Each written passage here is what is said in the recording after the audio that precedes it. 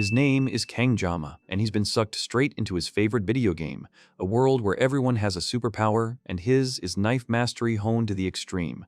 For several years, he lives here as an ordinary person, with a family and a normal life, until a letter from an elite university turns everything upside down. He eventually makes his way to Joaquin Academy for admissions day, where a bald, muscular instructor with a serious expression inspects his armaments at the counter. Kang Gyoma presents a bundle of sashimi knives, much to the instructor's visible shock, who then slams the counter, scolding him for disrespecting the academy by bringing mere sashimi knives for the class placement exam. Kang Gyoma coolly asserts that these are indeed his armaments, causing the instructor to look flustered. When the instructor angrily calls him boy, Kang Gyoma calmly replies, explaining that as a special entrant from an ordinary family, he couldn't burden his parents with an expensive weapon on top of the already heavy tuition. The instructor's expression immediately shifts as he notices Kang Gyoma's nameplate, realizing he is, in fact, a special entrant. The academy instructor immediately regrets his earlier outburst, realizing Kang Gyoma is just being a thoughtful son despite his strong prejudice against the sashimi knives. Kang Gyoma, with a slight smirk, coolly states his belief that only the weak blame their tools, completely stunning the instructor, who then sees Kang Gyoma glowing powerfully and internally declares him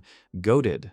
The instructor formally acknowledges Kang Gyoma's sashimi knives as legitimate armaments, allowing him to pass the inspection. As Kang Gyoma prepares to leave, other students like Leon van Reinhardt and Abel Nibelung mock him, calling him a lowly thing and claiming he stinks, but the instructor quickly shuts them down with a stern warning, making Kang Gyoma feel like he's back in boot camp. Kang Gyoma then heads outside, exhausted from the process, and finds a bench at Joaquin Academy to rest, reflecting on having passed the inspection and skipped the ceremony, now only needing to face the class placement exam. A campus announcement then reminds all new students to assemble at the training grounds by 1 p.m. for the examination. Realizing the importance of the class placement exam, Kang Gyoma pulls out one of his sashimi knives and confidently poses with it. He recalls his first teacher's advice about never letting go of a knife, confirming to himself that after 2 decades of using them, he definitely hasn't lost his edge, and proceeds to carefully inspect his blade. Kang Gyoma checks his sashimi knife, tapping it and realizing its quality is much better than he initially expected. He decides to test it out by trying to cut a leaf,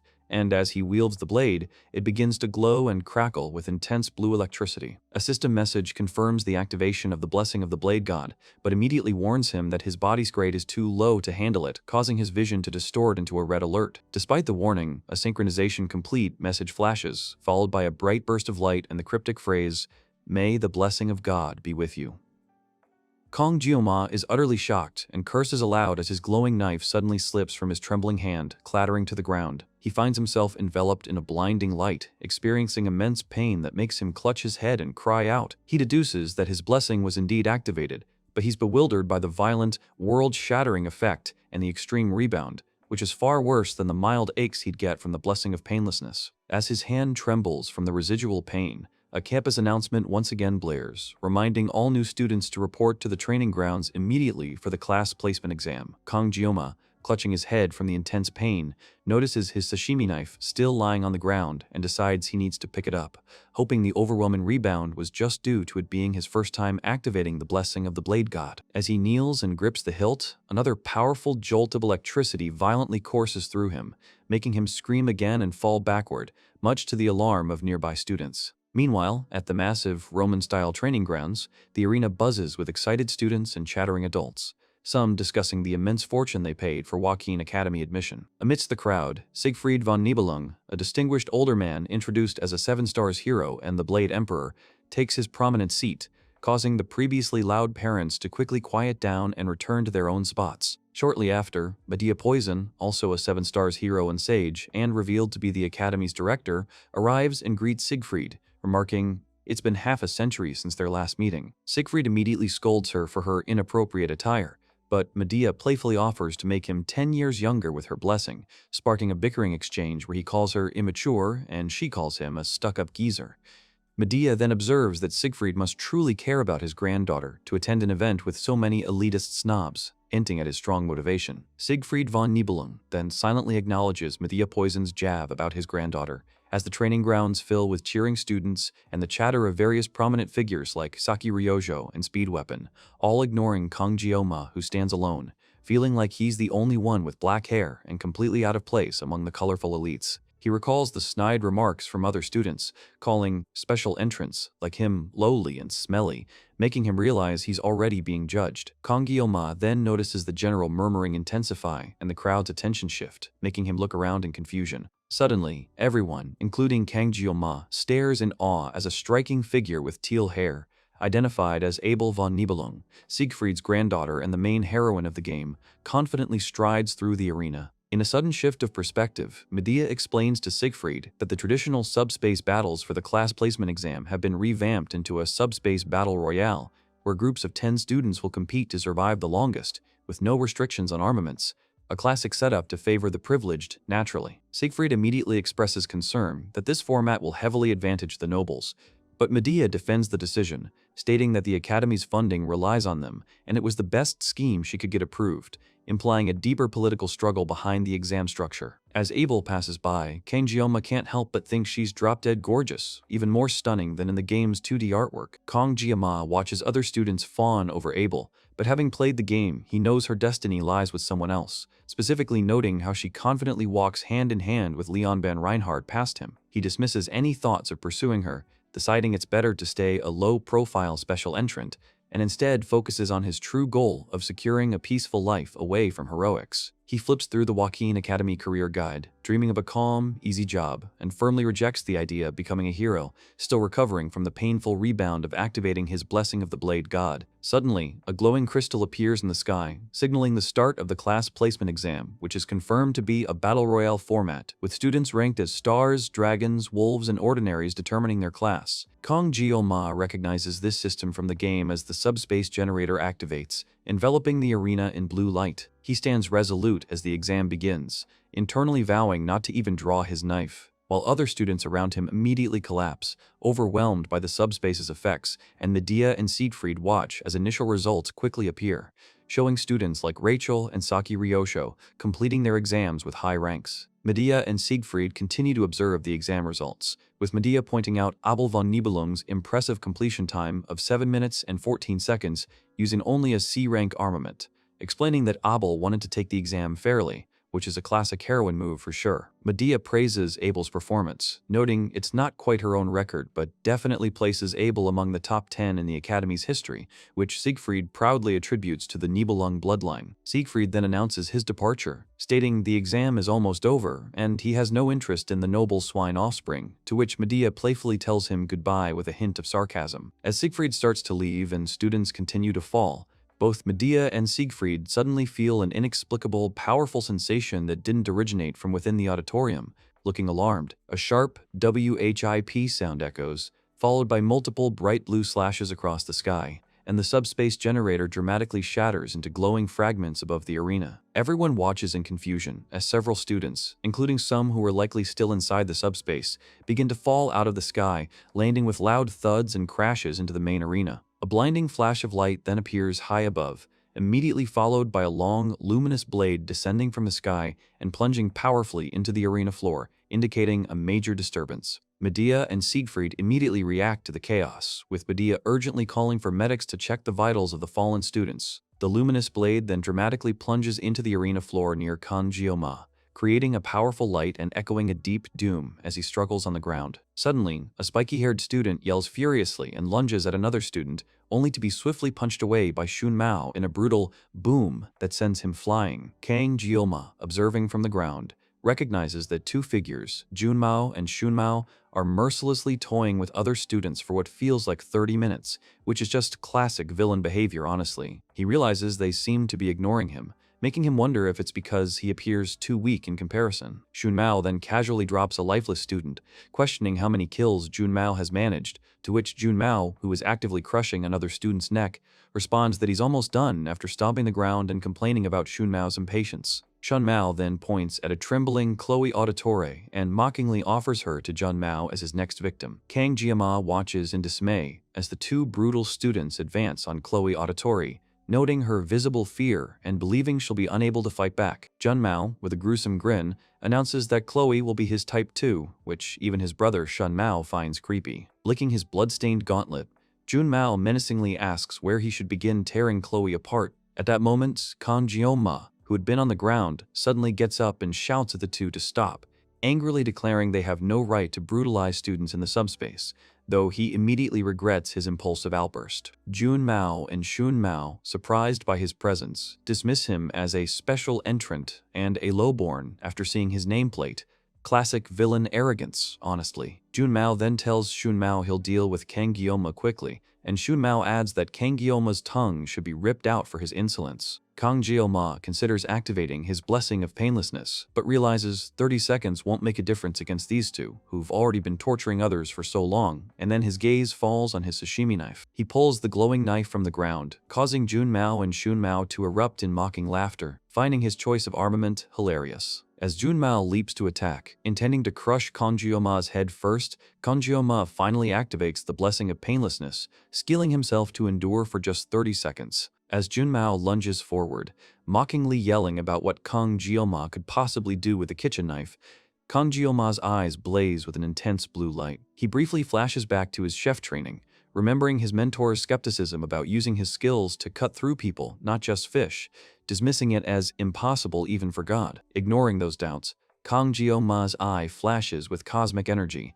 and he unleashes a swift, powerful slash with his now glowing sashimi knife. The attack sends Jun Mao flying back with immense force. Kang Guillaume stands triumphantly over the stunned Jun Mao, his eyes glowing bright blue as the other student crashes hard onto the ground, defeated. The scene abruptly shifts from the intense battle with Jun Mao to a vivid flashback, showing Kang Guillaume in his Chef Kim persona, wondering aloud why gangsters always seem to use sashimi knives. His burly chef mentor immediately demonstrates with a swift, violent motion, slamming a sashimi knife into the cutting board right next to Chef Kim's head, splintering the wood. The mentor sternly reminds Chef Kim to address him as Sir, and presses him on why he's asking about such a basic concept. He then takes a whole fish, precisely pressing and pushing the knife along its body, beginning to explain the detailed mechanics and practicality of using sashimi knives. This flashback highlights the true depth of Kang Guillaume's knife expertise. Chef Kim casually asks his mentor why gangsters in movies always use sashimi knives, which immediately earns him another sharp reminder to call him Sir for such a ridiculous question. The mentor then demonstrates on a fish, explaining how sashimi knives are ideal for multiple stabs because broad knives get stuck, unlike a clean slice. When Chef Kim playfully suggests cutting instead, like with fish, the mentor angrily dismisses it as impossible for anyone, even calling him a fool. Chef Kim's cheeky remark about his boss not being skilled enough quickly pushes the mentor past his limit, prompting him to violently slam Chef Kim onto the counter with a loud "WHAM." The mentor then shouts that not even the Blade God could pull off such a move, abruptly pulling Kang Guillaume out of the flashback and back to the current battle, where a red gauntleted hand crackles with blue energy. Jun Mao, still airborne, screams in agonizing pain from Kang Guillaume's powerful blow before crashing hard onto the ground, clutching his profusely bleeding arm. Kang Guillaume stands poised over the stunned student, his sashimi knife glowing intensely, as Chloe Auditore watches the brutal scene in wide-eyed shock. Slowly, Kang Guillaume approaches the injured Jun Mao, who frantically scrambles backward, desperately pleading with him to stay away. Jun Mao cries out in terror, realizing Kang Guillaume has severed his arm and continues his relentless assault, screaming for Shun Mao's help. Without faltering, Kang Guillaume delivers another powerful, blue-glowing slash, sending Jun Mao flying once more across the arena as he screams in fear of death. Shun Mao stares in disbelief, utterly shocked, questioning how Kang Guillaume could have beaten Jun Mao so thoroughly with just a kitchen knife. As Kang Guillaume stands victorious over the utterly defeated Jun Mao, Shun Mao notices him breathing heavily and visibly trembling, starting to wonder if Kang Guillaume's impressive victory was simply a stroke of luck. Shun Mao, feeling emboldened after witnessing Kang Guillaume's trembling, confidently grabs his gauntlet-like armament, declaring its full potential is unleashed when wielded with both hands. He then loudly announces he's activating his 3 blessings: Blessing of Resolve for increased defense, Blessing of Intervention for jumping power, and Blessing of Vigor for punching power, and boasts that his impenetrable defense ensures he won't fall like Jun Mao did.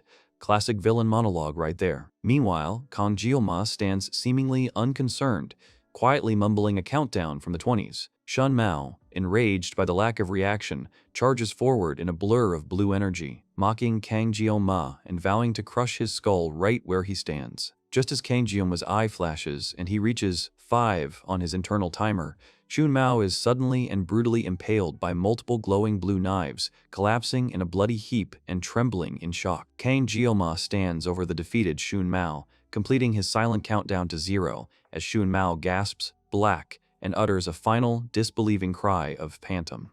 The intense glow from Kang Jioma's eyes and knife fades, and moments later, he finds himself waking up with a confused expression in what appears to be a hospital. Kang Jiama wakes up with a groggy, in a hospital bed, stirring enough to catch the attention of a nearby staff member who quickly announces that the student is awake. Siegfried von Nibelung and Medea Poison then step into the room, with Medea greeting Kang Jioma warmly and asking about his condition, to which he replies, "He's fine, but looks visibly startled." Siegfried cuts to the chase, demanding to know what Kang Jiama has done, prompting Kang Jiama to silently acknowledge the brutal extent of his actions during the subspace battle royale, a stark realization that it was truly him despite feeling detached. As Siegfried dramatically reveals a sword hidden within his cane, seemingly preparing for a serious confrontation, Kang Jioma quietly states that while Jun Mao and Shun Mao crossed a line, he recognizes he also went overboard and is ready to accept any punishment without complaint. Medea steps in to interject, playfully telling Siegfried to ease up on "just a kid," then leans in to discreetly inform Kang Jioma that he actually unblocked his acupoints while he was unconscious, muttering about how hard-headed geezers can be. Medea continues to playfully defend Kang Jioma, giggling as she asks Siegfried to forgive the student for her sake, despite Siegfried's protests that she shouldn't have revealed the acupoint information. She then launches into a dramatic retelling of how the faculty reviewed the subspace battle royale footage, praising Kang Jioma for heroically protecting Chloe like a prince from a fairy tale. After Medea calls him a hero, and Siegfried tries to get her to act with decorum, she assures Kang Jioma he won't be penalized, explaining that the Mao twins were only admitted due to family influence and have now dropped out anyway. Kang Jioma processes this information, quietly acknowledging that he understands before Medea abruptly declares, "Congratulations," leaving him utterly bewildered. The narration then shifts to Medea, now in her director's office, sighing that in her nearly 20 years leading the academy, she's never witnessed anything quite like this. Returning to the hospital, Medea joyfully reveals that Kang Jioma is being considered for the Star Class, a prestigious placement determined by the subspace itself, not the complaining academy elders, as Siegfried clarifies. Kang Jioma internally rejects the Star Class offer, thinking, "No thank you." But Siegfried sternly insists that the decision isn't up to him. Back in Medea's office, she playfully jabs at Siegfried, asking if he's just bitter that Kang Jioma outscored his granddaughter, reminding him that even the subspace itself picked Jioma as the top scorer. Siegfried, while accepting the subspace's decision, struggles to understand how Kang Jioma could possess such high technique, an impressive physique, or vast experience, especially after witnessing the raw power Kang Jioma unleashed during the subspace battle royale. He recalls the sheer mastery of the blade that briefly manifested around Kang Jioma, leaving him utterly baffled. Just then, back in the hospital room, Kang Jioma suddenly collapses to the floor, his body writhing with crackling blue lightning, indicating another intense rebound from his blessing. Siegfried, having returned to his office, calmly sips his tea, reflecting that Kang Jioma is the same age as his granddaughter. Medea, ever playful, sighs dramatically about Kang Jioma's handsome face and heroic rescue, jokingly wondering if he would have saved her if she were 10 years younger. She turns to Siegfried, asking for his opinion, to which he cheekily responds by asking her if she knows what young people call someone like her, piquing her curiosity. Siegfried's snarky comment causes Medea's teacup to clatter and her eyes to widen in shock, before he smugly finishes his thought, calling her delusional. Medea's anger immediately flares, her teacup cracking under her grasp as she lets out a frustrated "Guh!" Meanwhile, Kang Jioma stands alone in an academy hallway, observing a sign for the wolf class, as he privately insists to Medea that he wants to join the ordinary class instead. Medea, visibly sweating, strongly rejects his request, reminding him that the top scorer can't be an ordinary and desperately asks him to keep their conversation a secret to avoid further fury from the academy elders. Kang Jioma eventually finds his assigned class and opens the door to a grand lecture hall, causing a bang that silences the chattering students who all turn to stare at him. He notices the students laughing and gossiping, thinking it would have been better if they hadn't even looked his way, before he quietly settles into his seat with a small, self-satisfied hum. Kang Jioma is sitting in his assigned class when Chloe Auditore timidly approaches his desk, thanking him for saving her during the subspace battle royale. Chloe blushes as she mentions the exam, and Kang Jioma recognizes her, reassuring her that anyone would have done the same. He internally admits to feeling hypocritical since he only intervened for his own protection, a classic cynical protagonist move. Kang Jioma then properly introduces himself as Jioma Kang, and Chloe introduces herself in return, both noting their surprise at being in the same class. Just as Chloe attempts to ask something else, Kang Jioma quickly requests her to keep the exam events a secret, to which she agrees before their conversation is abruptly cut off by a booming voice. Their new instructor, Wonbin Lee, slams a book on his podium and begins his introduction, congratulating the Wolf class students for joining the academy and urging them to uphold the legacy of founding hero Valor Joaquin. Instructor Wonbin Lee then announces a light physical training session for their first day. Detailing it will consist of 100 push-ups, 100 sit-ups, and 10 laps around the training grounds, which some students dismiss as easy. As the class is dismissed to get changed, Kang Jioma quietly wonders if the instructor aims to make them all bald with such a regimen. Kang Jioma interrupts instructor Wonbin Lee, giving a vague, "I feel a little," when asked what's wrong. The instructor then, influenced by Medea Poison's unseen prompt about Kang Jioma being the top scorer, offers him the chance to train with the elite star class, noting the director's special permission. Kang Jioma internally freaks out, realizing Medea is trying to expose his top score and force him into the star class,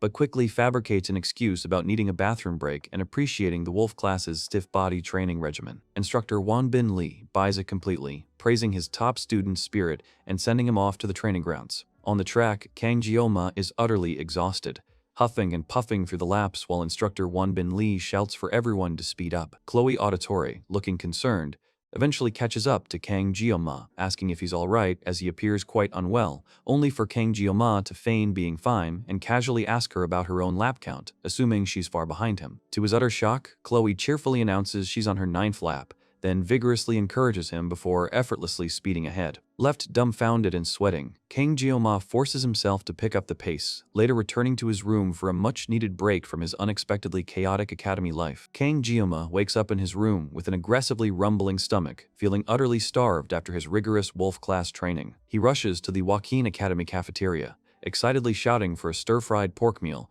but quickly realizes he needs meal tickets when he sees the cashier's stern expression and the designated slot. Momentarily flustered, he promises to return and finds the menu board, discovering his desired stir-fried pork costs a mind-boggling 50,000 won. Seriously, who prices academy food like this? Aghast at the exorbitant cost, Kang Jioma returns to his room defeated, chugging the last few drops from a peculiar bottle named Cell Spring. He then throws his blanket over his head, lamenting the unfair prices and bitterly recalling his father offering him pocket money, wishing for anything that could just make his overwhelming hunger disappear. Kang Jioma wakes to a zing as a system notification from his Blessing of the Blade God pops up, informing him that his body's grade has increased from 1 to 2, and the restrictions on his blade have lessened. He muses that the blessing always appears just from thinking about it, but then smiles as he steps out of bed and admires his newly toned physique in the mirror, realizing he's made significant progress. He wonders if this rapid evolution into a completely new body is a result of the Blade Emperor unblocking his acupoints, acknowledging the updated blessing restriction for shorter and narrower blades. Looking at his sashimi knives, Kang Jioma reflects on how he used to be terrified of holding a knife, but now feels strangely uneasy without one in his hand, wondering if it's a side effect of the blessing. His introspection is cut short by a knock at his door, and he opens it to find a visibly flustered Chloe Auditore standing there. Chloe, looking genuinely worried, explained she hasn't seen him in the school canteen all week, and was concerned he might be unwell. Kang Jioma, a spectral drooling figure appearing behind him, laughs and assures her he's fine, explaining his absolute love for food made by others. When Chloe hesitantly suggests they grab ingredients from the campus mart to cook dinner together, Kang Jioma instantly shouts, "Let's go!" with such enthusiasm that it completely throws her off. Classic main character logic where food comes before social cues. Kang Jioma, still ecstatic about the prospect of cooking, excitedly runs ahead, confidently assuring Chloe he'll handle dinner while she calls out, reminding him his dorm is on the other side of the academy. Later, after Kang Jioma has prepared their meal, Chloe absolutely raves about how delicious it is, amazed by how quickly he cooked it and noting she's only ever had boiled fish before. As Chloe finishes her plate, Kang Jioma, satisfied with her reaction, realizes he needs a proper cooking knife for himself. He asks Chloe if she has anything longer, explaining that since his sashimi knives are technically armaments, he feels it's wrong to use them for regular cooking. Chloe, with a determined smile, promptly summons a glowing katana, casually asking if this will be okay, which completely startles Kang Jioma, making him quickly backtrack and decide a regular kitchen knife is just fine, because what a flex. With glowing blue eyes, Kang Jeoma activates the blessing of painlessness and expertly slices a large fish for their meal,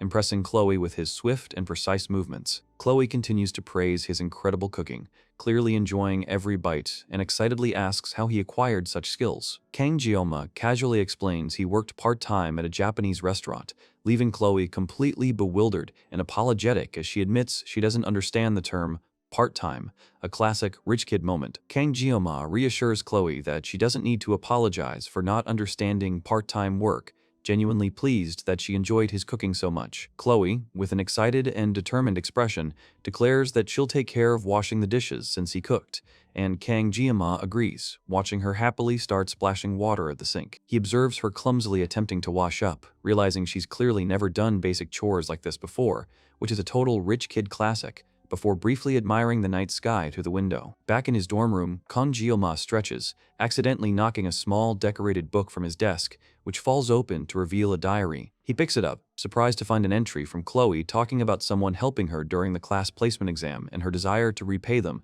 which he quickly decides to put back. However, the diary page unexpectedly flips, revealing another entry where Chloe excitedly identifies the person who saved her as Jeoma Kang, and describes her heart racing. Amused and finding the entry adorable, Kang Jeoma thinks about looking just a little more, only for the next flip to reveal an entire page filled with repeated "I love you" declarations. Horrified and shocked by the overwhelming confession, Kang Jeoma freezes as Chloe suddenly appears behind him, intently holding a gleaming knife and asking if he saw it. Kang Jeoma's shock quickly gives way to a deep dive into Chloe's past, revealing her lineage as a member of the Auditore da Sicilia, a family dedicated to preserving order through assassination from the shadows. We learn that all auditory children, including a young Chloe, undergo intense mental conditioning and brutal training from before adolescence, forcing them to suppress their emotions. She's shown trembling, guided by an elder, as she commits what appears to be an assassination, with blood splattering everywhere. This relentless training twists Chloe's very essence, embedding a dark shadow deep within her heart,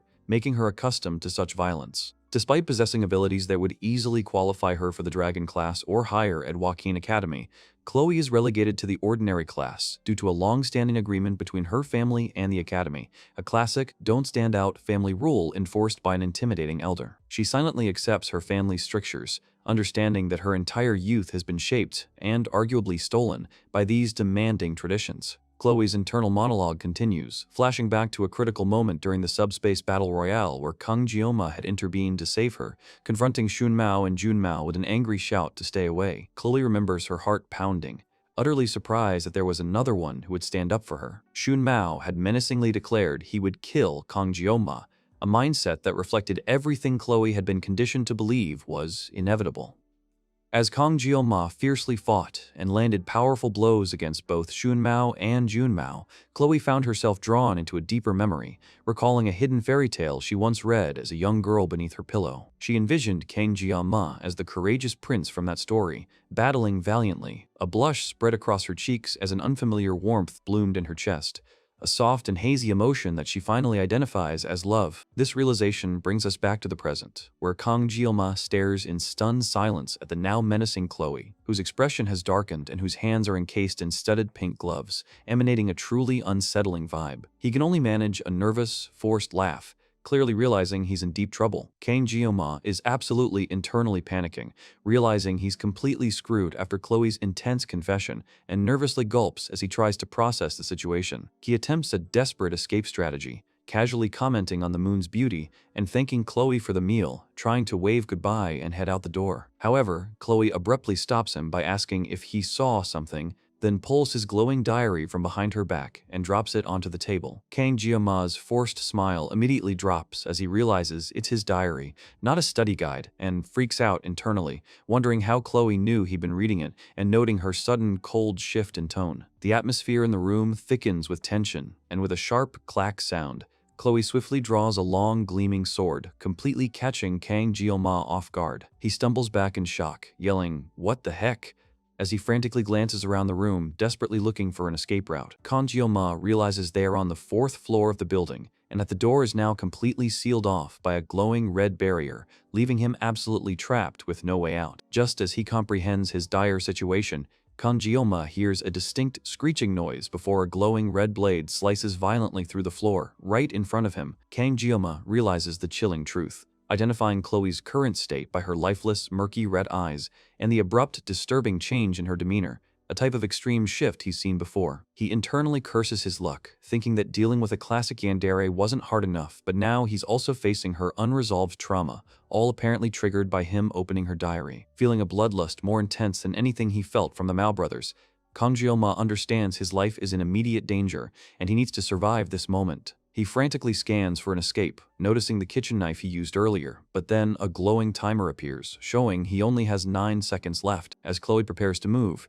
Kang Jioma swiftly grabs a box cutter from his desk, flicking out its blade with a sharp rattle just as she lunges towards him. System messages flash, indicating his words and actions will temporarily exude intimidation as the blessing of the Blade God activates, applying limitations to synchronize with him. A powerful blue light erupts around Kang Jioma as he fully activates the blessing of the Blade God, preparing to face Chloe's attack with his new, energy-imbued blade. With the blessing of the Blade God fully activated, Kang Jioma coolly informs Chloe that her hair is a little long, a cryptic remark that precedes the end of their intense confrontation. The scene then flashes forward, showing Chloe stirring awake in her bed, feeling confused and calling out for Kang Jioma. She quickly searches for her katana, relieved to find it still there, but then questions what exactly happened to her during their encounter. Remembering a past stern admonition not to dwell on such unsettling events from one of her old trainers, Chloe eventually realizes she must have passed out and hopes she didn't say anything embarrassing while unconscious. Looking around her room, she notices her box cutter on the floor and instinctively feels her head,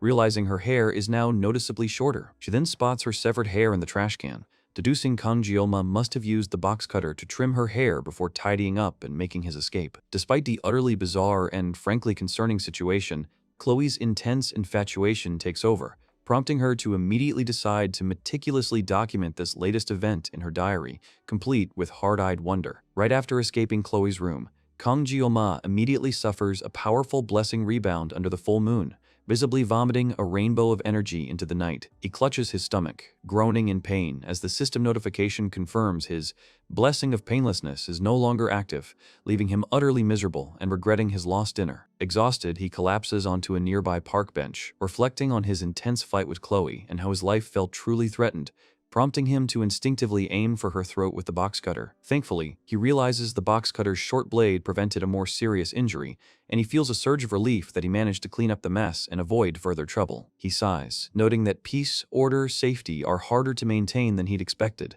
especially after being thrown into this shameless game. Kang Jioma then considers his initial ambitions when he first arrived, contrasting his humble sashimi knife and low stats with the game's protagonist, who wields the legendary SS-rank sword Balmung and boasts god-tier stats.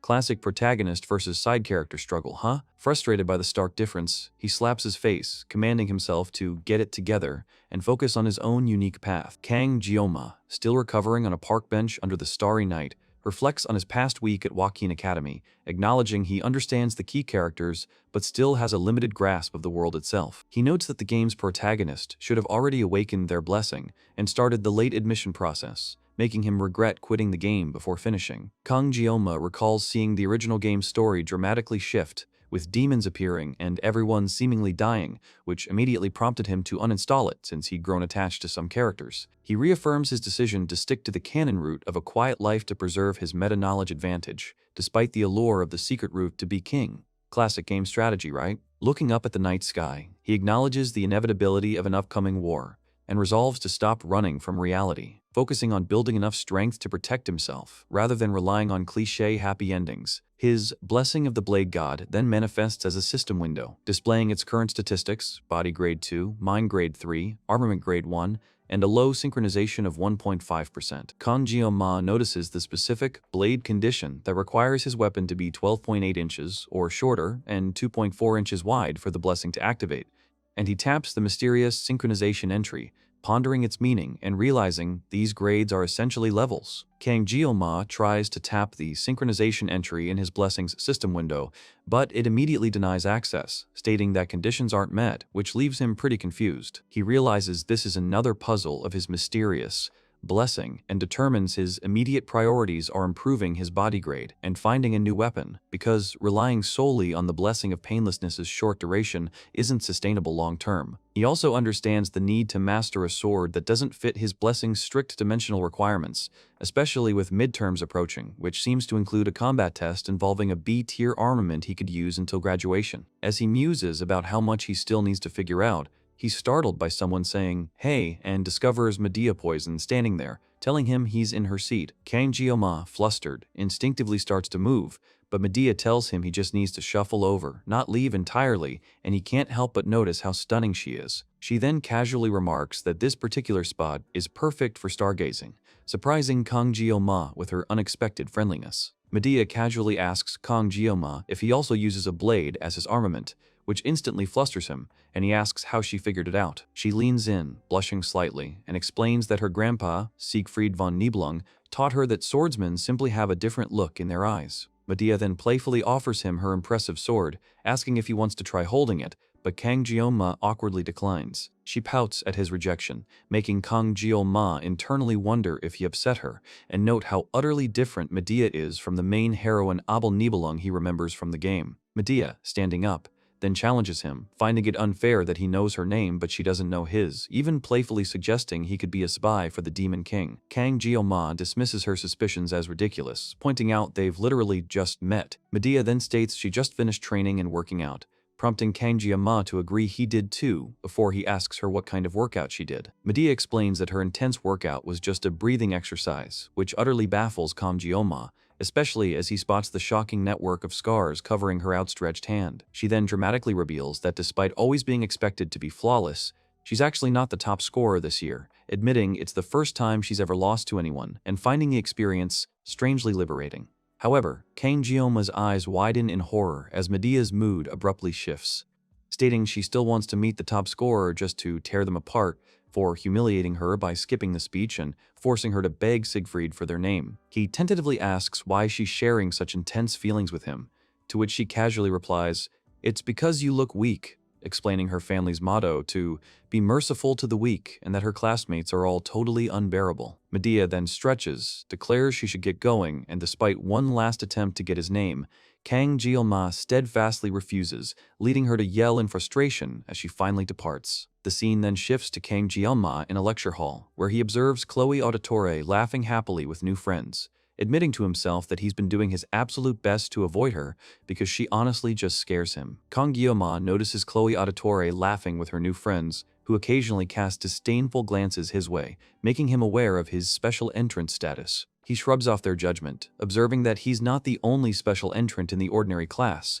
though all of them seem to avoid each other, perhaps from an inferiority complex. He silently expresses relief at not being placed in the higher-tier classes, a sentiment reinforced by his knowledge of the game's original shocking events, and contentedly taps his phone, thinking about what to eat for his proper meal. Suddenly, Seol Achoy appears, smirking as she hands him a shiny Joaquin Express faculty card, explaining it's a privilege for the top scorer that was delayed, and apologizes. Kang Jeoma, feigning excessive gratitude for the card that grants him free access to food, smiles genuinely pleased, knowing he's just secured his meals without having to worry about money. The scene shifts to a history lecture, where a robed instructor explains the founding of Joaquin Academy 700 years ago by founding hero Valor, Joaquin after the Human-Demon War, something Kang Jeoma finds dull as he already knows it. The instructor emphasizes that this historical content, including details about Valor Joaquin's brutal battle against the commander of the First Legion, will be on the exam. The history lecture covering the 700 years of peace following the Human-Demon War and the founding of Joaquin Academy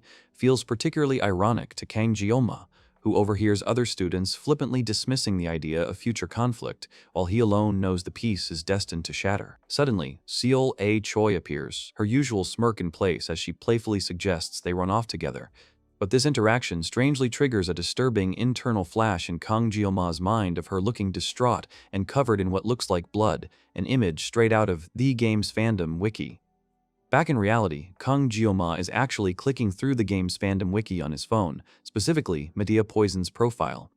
When he stumbles upon a major spoiler detailing her tragic end, his eyes widen in shock as he processes the information, realizing with a heavy heart that Medea Poison is fated to die in the game's timeline, a painful truth he now wishes he had never discovered. The instructor wraps up the history lecture, reminding the students about midterms in just 2 weeks, but a growing buzz of excitement quickly overtakes the classroom. Students start getting up and rushing towards the door, loudly wondering what the commotion outside could possibly be about. Kang Jioma, still seated, watches the flurry of activity and the departing students, pondering the sudden uproar as another student excitedly passes him, prompting Kang Jioma to wonder if the person causing all the fuss is him. Kang Jioma finds himself momentarily distracted by his phone, but the sudden buzz of students rushing out of the classroom quickly draws his attention to the hallway. The excited students eagerly wonder if he will join their class, confidently stating he'll undoubtedly be placed in star class as the commotion grows. Kang Jioma, stepping forward, then recognizes the blonde-haired student confidently walking through the throng of admirers as Leon van Reinhardt,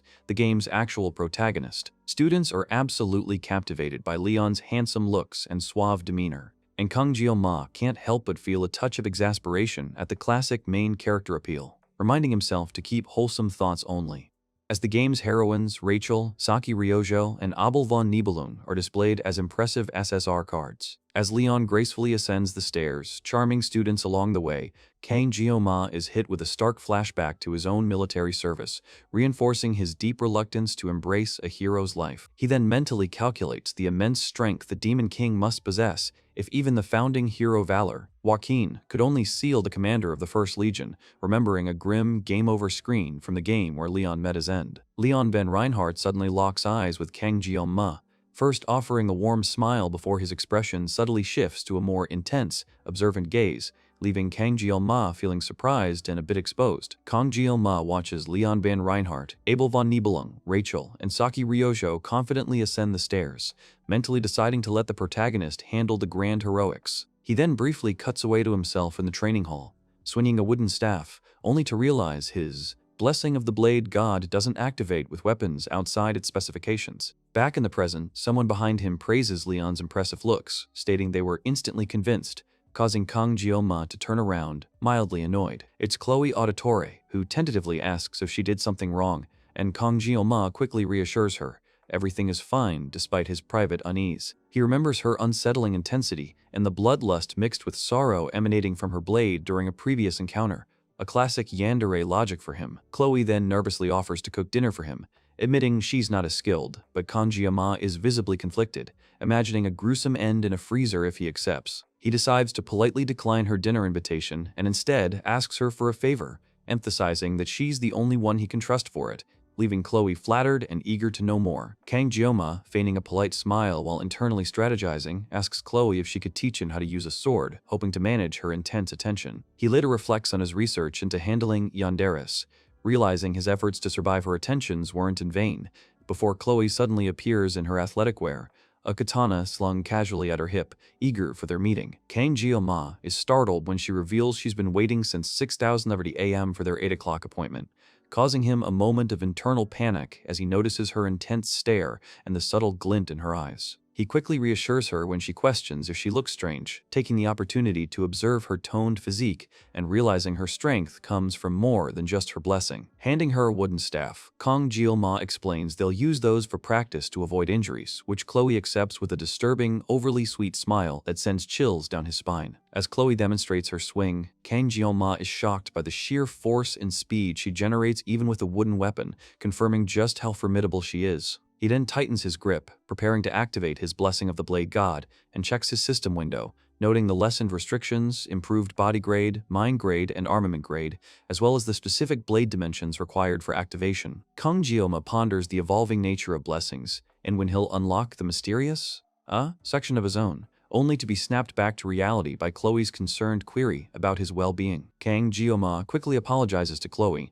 realizing he accidentally spoke aloud about his system window, which only he can see. Chloe, holding her wooden staff, asks him to go easy since it's their first time training together, displaying a subtle smirk that unnerves him before Kang Jioma tightens his grip on his own staff and adopts a determined stance, confirming they're ready. The sparring begins instantly as Chloe transforms her staff into a fiery red armament and lunges forward with incredible speed. Kang Jioma, momentarily distracted by his own physical shortcomings, snaps back to focus just as Chloe unleashes a sudden, powerful strike that he barely manages to block, leaving him wide-eyed and stunned by her sheer force and unexpected velocity. Chloe then fluidly adjusts her grip, executing a swift, wide slash that connects with Kang Jioma's staff again. The impact sends pain radiating through Kang Jioma's arms, causing him to grit his teeth and struggle against her overwhelming strength and speed, realizing it hurts despite his blessing. Before he can recover, Chloe surprises him further by leaping high into the air, preparing another attack and leaving him wondering how she moved so quickly. Kang Jioma can barely keep up, thinking Chloe is getting incredibly fast as he parries another hard strike from her staff. He struggles to hold his ground, realizing the sheer impact behind her attacks could be fatal and he can't last much longer. With a loud crack, Kang Jioma's wooden staff splinters in two, leaving him disarmed and stunned. Chloe, looking shocked, apologizes, saying she meant to go easy and didn't expect the staff to break, while in the background a system message flashes, announcing that the armament condition has been fulfilled. Simultaneously, a series of alarming red system alerts pop up, indicating a system error, an adjustment to his personality via inhibitory control, and a decrease in his morality grade, because that's not ominous at all. The blessing of the blade god inferior then fully activates, transforming Kang Jioma's expression and summoning a glowing blue knife into his hand, his eyes now shining with an intense blue light. But before he can make his next move, a sudden flash sends Kang Jioma back to his kitchen as Chef Kim, where he reflects on whether he was dreaming and recalls his task of preparing fish. As Chef Kim, Kang Jioma tries to select a cleaver from a system menu, but an error message pops up, stating the item cannot be selected, much to his confusion. He then attempts to choose a sword, only for the system to declare it a wrong choice and deny selection again, leaving him wondering who is controlling these choices. A mysterious voice instructs him to just continue what he was doing and select the sashimi knife, which Kang Jioma notices no longer causes him pain, feeling surprisingly great as he prepares to cut fish. He then fully embraces this chef persona, seemingly manipulated like a puppet by unseen forces, ready to create a masterpiece as the blessing of the blade god inferior fully activates. Back in the training grounds, Chloe Auditore, startled, asks if Kang Jioma is alright, watching as his shadowy form wobbles before surging forward with a powerful blue blast. Kang Jioma, now with glowing blue eyes, fiercely clashes with Chloe, his rapid assault overwhelming her defensive staff. Chloe desperately cries out for him to hold on, but Kang Jioma unleashes another swift slash, sending her crashing back to the ground. Lying stunned and injured, Chloe realizes with shock that Kang Jioma seems like a completely different person. Kang Jioma, still consumed by the blessing of the blade god inferior, leaps forward with an explosive attack, violently striking Chloe Auditore's staff. Chloe cries out in pain as she's knocked to one knee, struggling to hold on to her weapon. His eyes glow with an eerie blue light as Kang Jioma pants, radiating immense power. Visibly trembling and rattled, Chloe struggles to understand what's happening to him,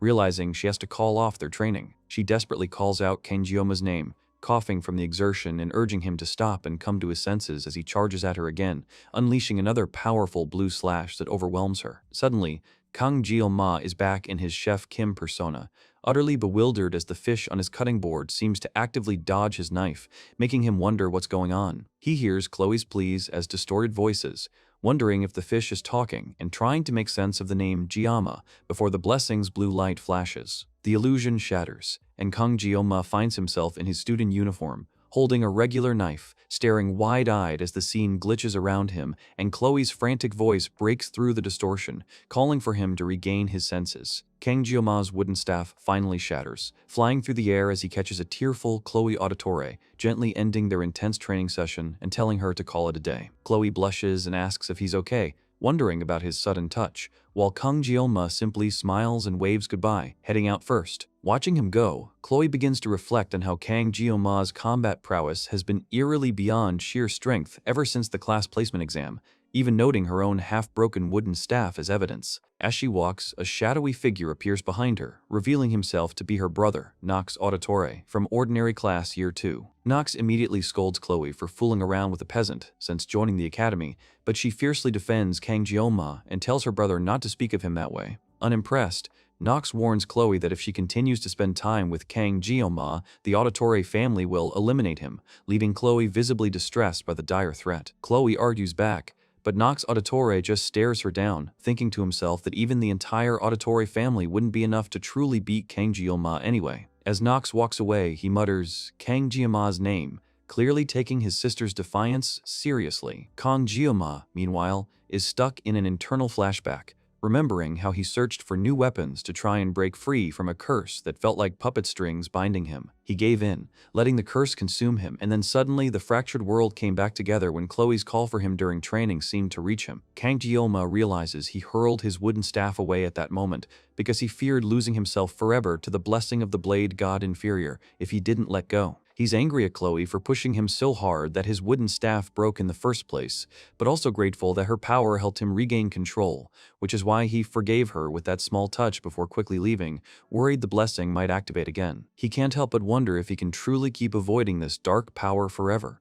As the academy building rumbles and lightning flashes outside while he slowly walks up the stairs, looking drained, Kang Jioma continues to struggle internally, perceiving the blessing of the blade god inferior as a devouring curse and a dark power from the abyss. Meanwhile, back in class, students chatter about a show they watched, but Chloe Auditore is clearly distracted, realizing she never exchanged contact information with Kang Jioma and regretting not asking. She flashes back to standing outside his room, hearing his pained whimpers and holding herself back from breaking in, afraid he would resent her. Back in the present, Chloe observes Kang Jioma from her desk, admiring him and confessing internally that she steals glances at him countless times each day.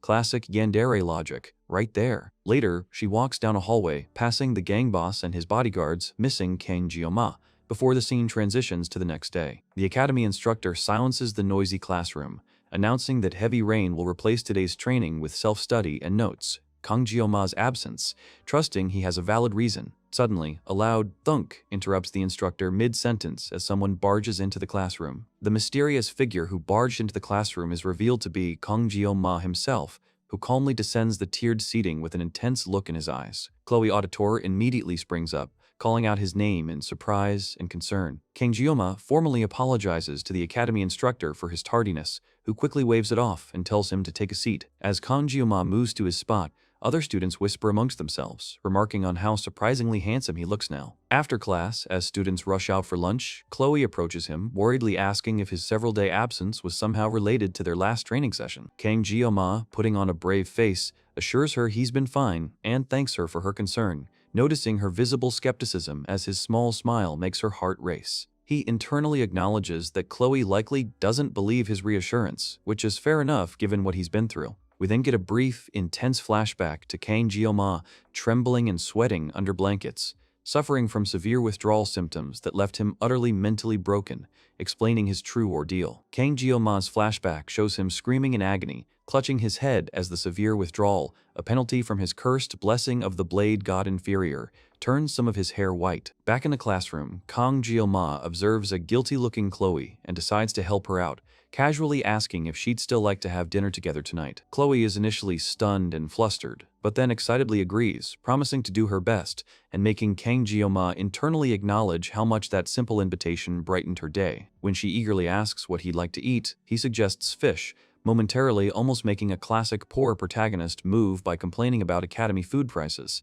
As he catches himself, a subtle red energy crackles around him, startling a nearby plant, which Chloe notices and questions. Suddenly, Nox Auditory appears, smirking menacingly with glowing eyes from the end of the hall, making Chloe visibly tense. She quickly confirms to a calm Kang Jioma that she knows the masked figure. Nox then confidently strides towards them, creating an immediate, palpable tension between him and Kang Jioma. Nox Auditora immediately commands Kang Jioma not to stare, his masked face intense with glowing red eyes that Kang Jioma internally notes as strange. Chloe quickly intervenes, her voice sharp but trembling, as she tells Kang Jioma not to worry and asks Nox what he's doing, revealing that he is her brother. Nox then accuses Chloe of breaking auditory family rules just to be with Kang Jioma, lecturing her about the unyielding legacy and the blood upon her hands. Kang Jioma internally rolls his eyes, thinking about how overly dramatic both auditory siblings sound, with Chloe's weeb dialogue and Nox's historical drama tone. As Nox orders Chloe to abandon the low-born Kang Jioma and return to the clan, he unleashes a powerful burst of bloodlust that makes the very ground wobble and screeches, visibly shocking Chloe, who tells him to ease up. Kang Jioma's eyes glow as he remembers the Auditore name and its association with the Auditore da Sicilia, a family of assassins known for infiltration and covert operations whose members are absurdly strong. He realizes that Nox views killing as second nature, capable of ruthlessly eliminating threats to maintain order. A perspective Kang Jeol-ma finds himself surprisingly understanding in this world. Observing Chloe's tense, bloodied lips, Kang Jeol-ma finally connects her predicament to his own blessing. She, too, was born without a choice into a family of assassins, a truly tragic fate. Kang Jeol-ma decides he needs to handle Nox himself, stepping forward to intervene and internally noting that while his blessing feels like a curse, it also won't let him lose. He then directly addresses Nox, who inwardly acknowledges he's back at square one, unable to escape his own blessing, just like a line from a comic he once read about having no paradise to flee to. With a confident smirk, Kang Jeol-ma challenges Nox to follow him, boldly declaring that his name means Blade Demon, and threatening to cut him, much to Chloe's visible shock. Meanwhile, in the faculty room, Won Bin Lee, the academy instructor for the Wolf class, is preoccupied with concern over Kang Jeol-ma's unnervingly drained appearance. A student named Ina then enters, playfully teasing Won Bin Lee about his bald head before he takes a call and is stunned to learn that Kang Jeol-ma and Nox Auditore have requested a subspace battle. Kang Jeol-ma appears in the subspace battle arena, dual-wielding knives, reflecting that the battle preparations happen surprisingly fast. Well, that escalated quickly, and recalling Medea Poison's earlier warning to be careful. He recognizes that, while a subspace battle doesn't cause permanent physical injuries, the mental toll will be very real, so he steels himself with the resolve to simply win, hearing the cheers of a surprisingly large crowd. Kang Jeol-ma, sitting in the arena, sighs inwardly about how all his efforts to stay low-key have gone to waste, only to find a distraught Chloe crying nearby, clearly blaming herself. He quickly reassures her that it's not her fault, brandishing the rose knife she lent him as proof he's ready to win. As the crowd noise hushes and cheers erupt, Chloe admits her brother, Nox, is incredibly strong, detailing his formidable auditory family reputation as the greatest genius and master of knightly techniques since age 14.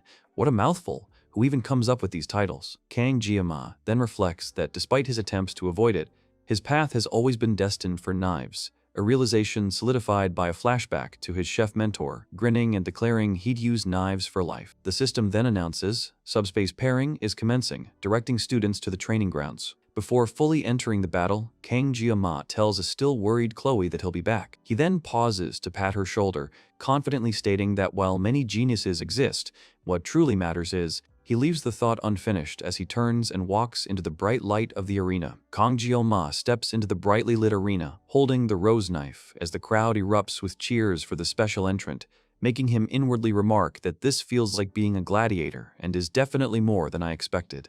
He notices the entire star class, including Medea Poison, Saki Ryojo, Speed Weapon, Leon Van Reinhardt, and Abel Nibelung, are among the buzzing spectators, with Saki even calling him kinda cute, causing Kang Jeol-ma to wonder if they have anything better to do. Nox Auditore, radiating dark energy, immediately insults Kang Jeol-ma, calling him a peasant and his weapon pathetic, while questioning his understanding of bravado versus arrogance. Kang Jeol-ma, feeling intense bloodlust from Nox, realizes how dangerous his opponent is, but coolly counters that a true master never blames their tools. Nox then unveils two S-rank Crimson Edge swords, glowing with dark power, and announces his intention to silence Kang Jeol-ma's impudent tongue, revealing he's also cloaked himself with the Blessing of the Crow, a formidable stealth ability that Kang Jeol-ma recognizes from the game. Kang Jeol-ma mentally notes Nox's top-tier equipment and powerful blessing, but, holding his dollar store sashimi knife FT, Rose Knife by Chloe, what a combo, assures himself he isn't holding back either. As a bright blue cube floats above them, the subspace barrier deploys around the arena, and the system announces,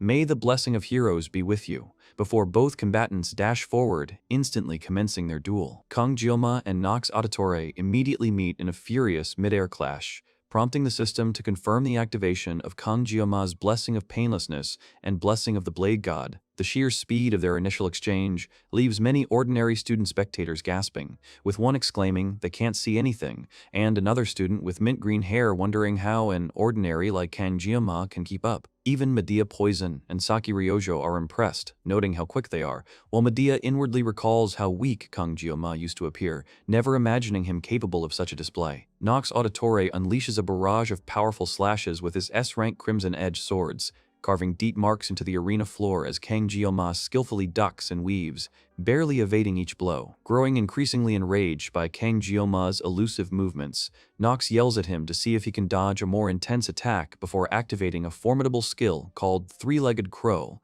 transforming into a shadowy, monstrous form. Nox then lunges, seemingly engulfing Kang Jeoma in a massive purple explosion with a confident, "I got you," as multiple ghostly images of himself appear. However, Kang Jeoma astonishingly reappears unscathed, having slipped past the attack and leaving only a faint blue afterimage, much to Nox's furious shock. Kang Jeoma maintains his elusive defense, dodging Nox's onslaught repeatedly, which truly infuriates Nox. While some student spectators struggle to follow the rapid movements and mistakenly assume Nox is dominating, Medea Poison observes keenly, realizing that Kang Jeoma is intentionally only slipping past attacks, with no apparent desire to strike back. Nox, enraged that his blessing of the crow and powerful slashes are achieving nothing, acknowledges Kang Jeoma is no ordinary opponent and decides he needs to switch from speed-focused attacks to a wider, more impactful strike. Mid-thought, one of Kang Jeoma's basic kitchen knives slips from his grasp and clatters to the ground, leaving Nox momentarily stunned and yelling in disbelief. Kang Jeoma then swiftly pulls out a new, intricately designed rose knife, gripping it firmly as his eyes glow with renewed intensity. This sight sends Nox into a complete rage, causing him to scream insults and unleash another devastating attack with his S-rank Crimson Edge, transforming into a formidable, shadowy entity. As Nox blasts a powerful energy wave, Kang Jeoma braces for impact, his mind momentarily flashing with internal turmoil about his blessing acting like a curse, seizing control and swallowing his body. Kang Jeoma moves with unbelievable speed, completely disappearing from Nox Auditory's sight as he unleashes a flurry of blindingly fast strikes. The student spectators, and even Leon Van Reinhardt, watch in utter shock as Kang Jeoma's blue energy trails illuminate the arena, rapidly overwhelming Nox. Kang Jeoma's precise slashes tear through Nox's mask, causing him to exclaim in a stunned "OH" as his shadowy form begins to disintegrate from the impacts. An explosive effect rocks the arena, signaling the decisive end of the battle, leaving Nox on his knees while Kang Jeoma coolly retracts his new rose knife. Both Medea Poison and Saki Ryojo are visibly wide-eyed and stunned by the sheer dominance Kang Jeoma just displayed. As the subspace battle concludes, Kang Jeoma reflects on the strange discomfort of using a knife, originally crafted for slicing fish, to cut a person, even in a simulation. He then acknowledges the convenient technology of the subspace, which ensures battles like these, including those with the Mao brothers, don't result in actual harm. Kang Jeoma concludes that while Nox was strong and strategically sharp, his intense bloodlust ultimately made his moves too predictable, making him an easy target for Kang Jeoma's blessing. The arena screen lights up, declaring Kang Jeoma the winner of the subspace battle in just 26 seconds, prompting shocked murmurs from the student spectators who can't believe a first-year special entrant from the Wolf class defeated a second year. Kang Jeoma gives a small, self-aware smirk, thinking he brought this attention upon himself and now just has to push through as he casually treads out of the arena. Back in class, students buzz about the duel, speculating on Nox Auditory's strength and wondering about the mysterious Jeoma Kang who beat him. Medea Poison listens intently from her desk,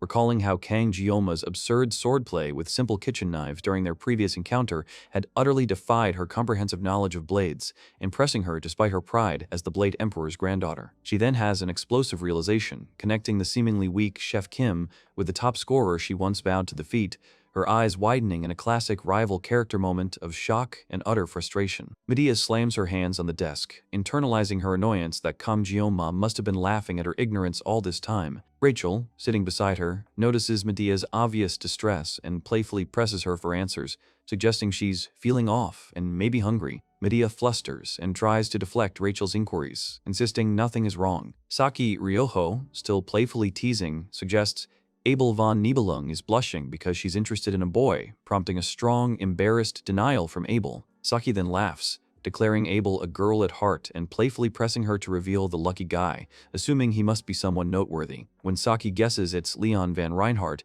Abel vehemently rejects the idea, displaying an unexpected hostility towards him. Saki, recognizing Abel's reaction, then connects the dots and realizes Abel's interest must be in Kang Jeoma, the special entrant from yesterday's duel, causing Abel to flinch. Delighted by her discovery classic shipping logic right there, Saki grabs Abel's arm and, ignoring Abel's protests, declares they are going to Wolf class to find him. Saki confidently bursts into the Wolf class classroom, dragging a mortified Abel behind her as students murmur in surprise at their dramatic entrance. Saki then steps onto a desk, confidently scanning the room and loudly calling out for the black-haired boy before a student objects to her standing on the desk. Saki, unapologetically charming, brushes off the student's complaint about her standing on the desk, playfully suggesting her good looks should excuse her behavior, which the student quickly accepts. She then spots Kangyoma slumped over his desk and dramatically declares she's found him, just as Chloe Auditore is internally gushing over Kangyoma in the seat behind him. A nearby student's innocent question about Chloe being Kangyoma's girlfriend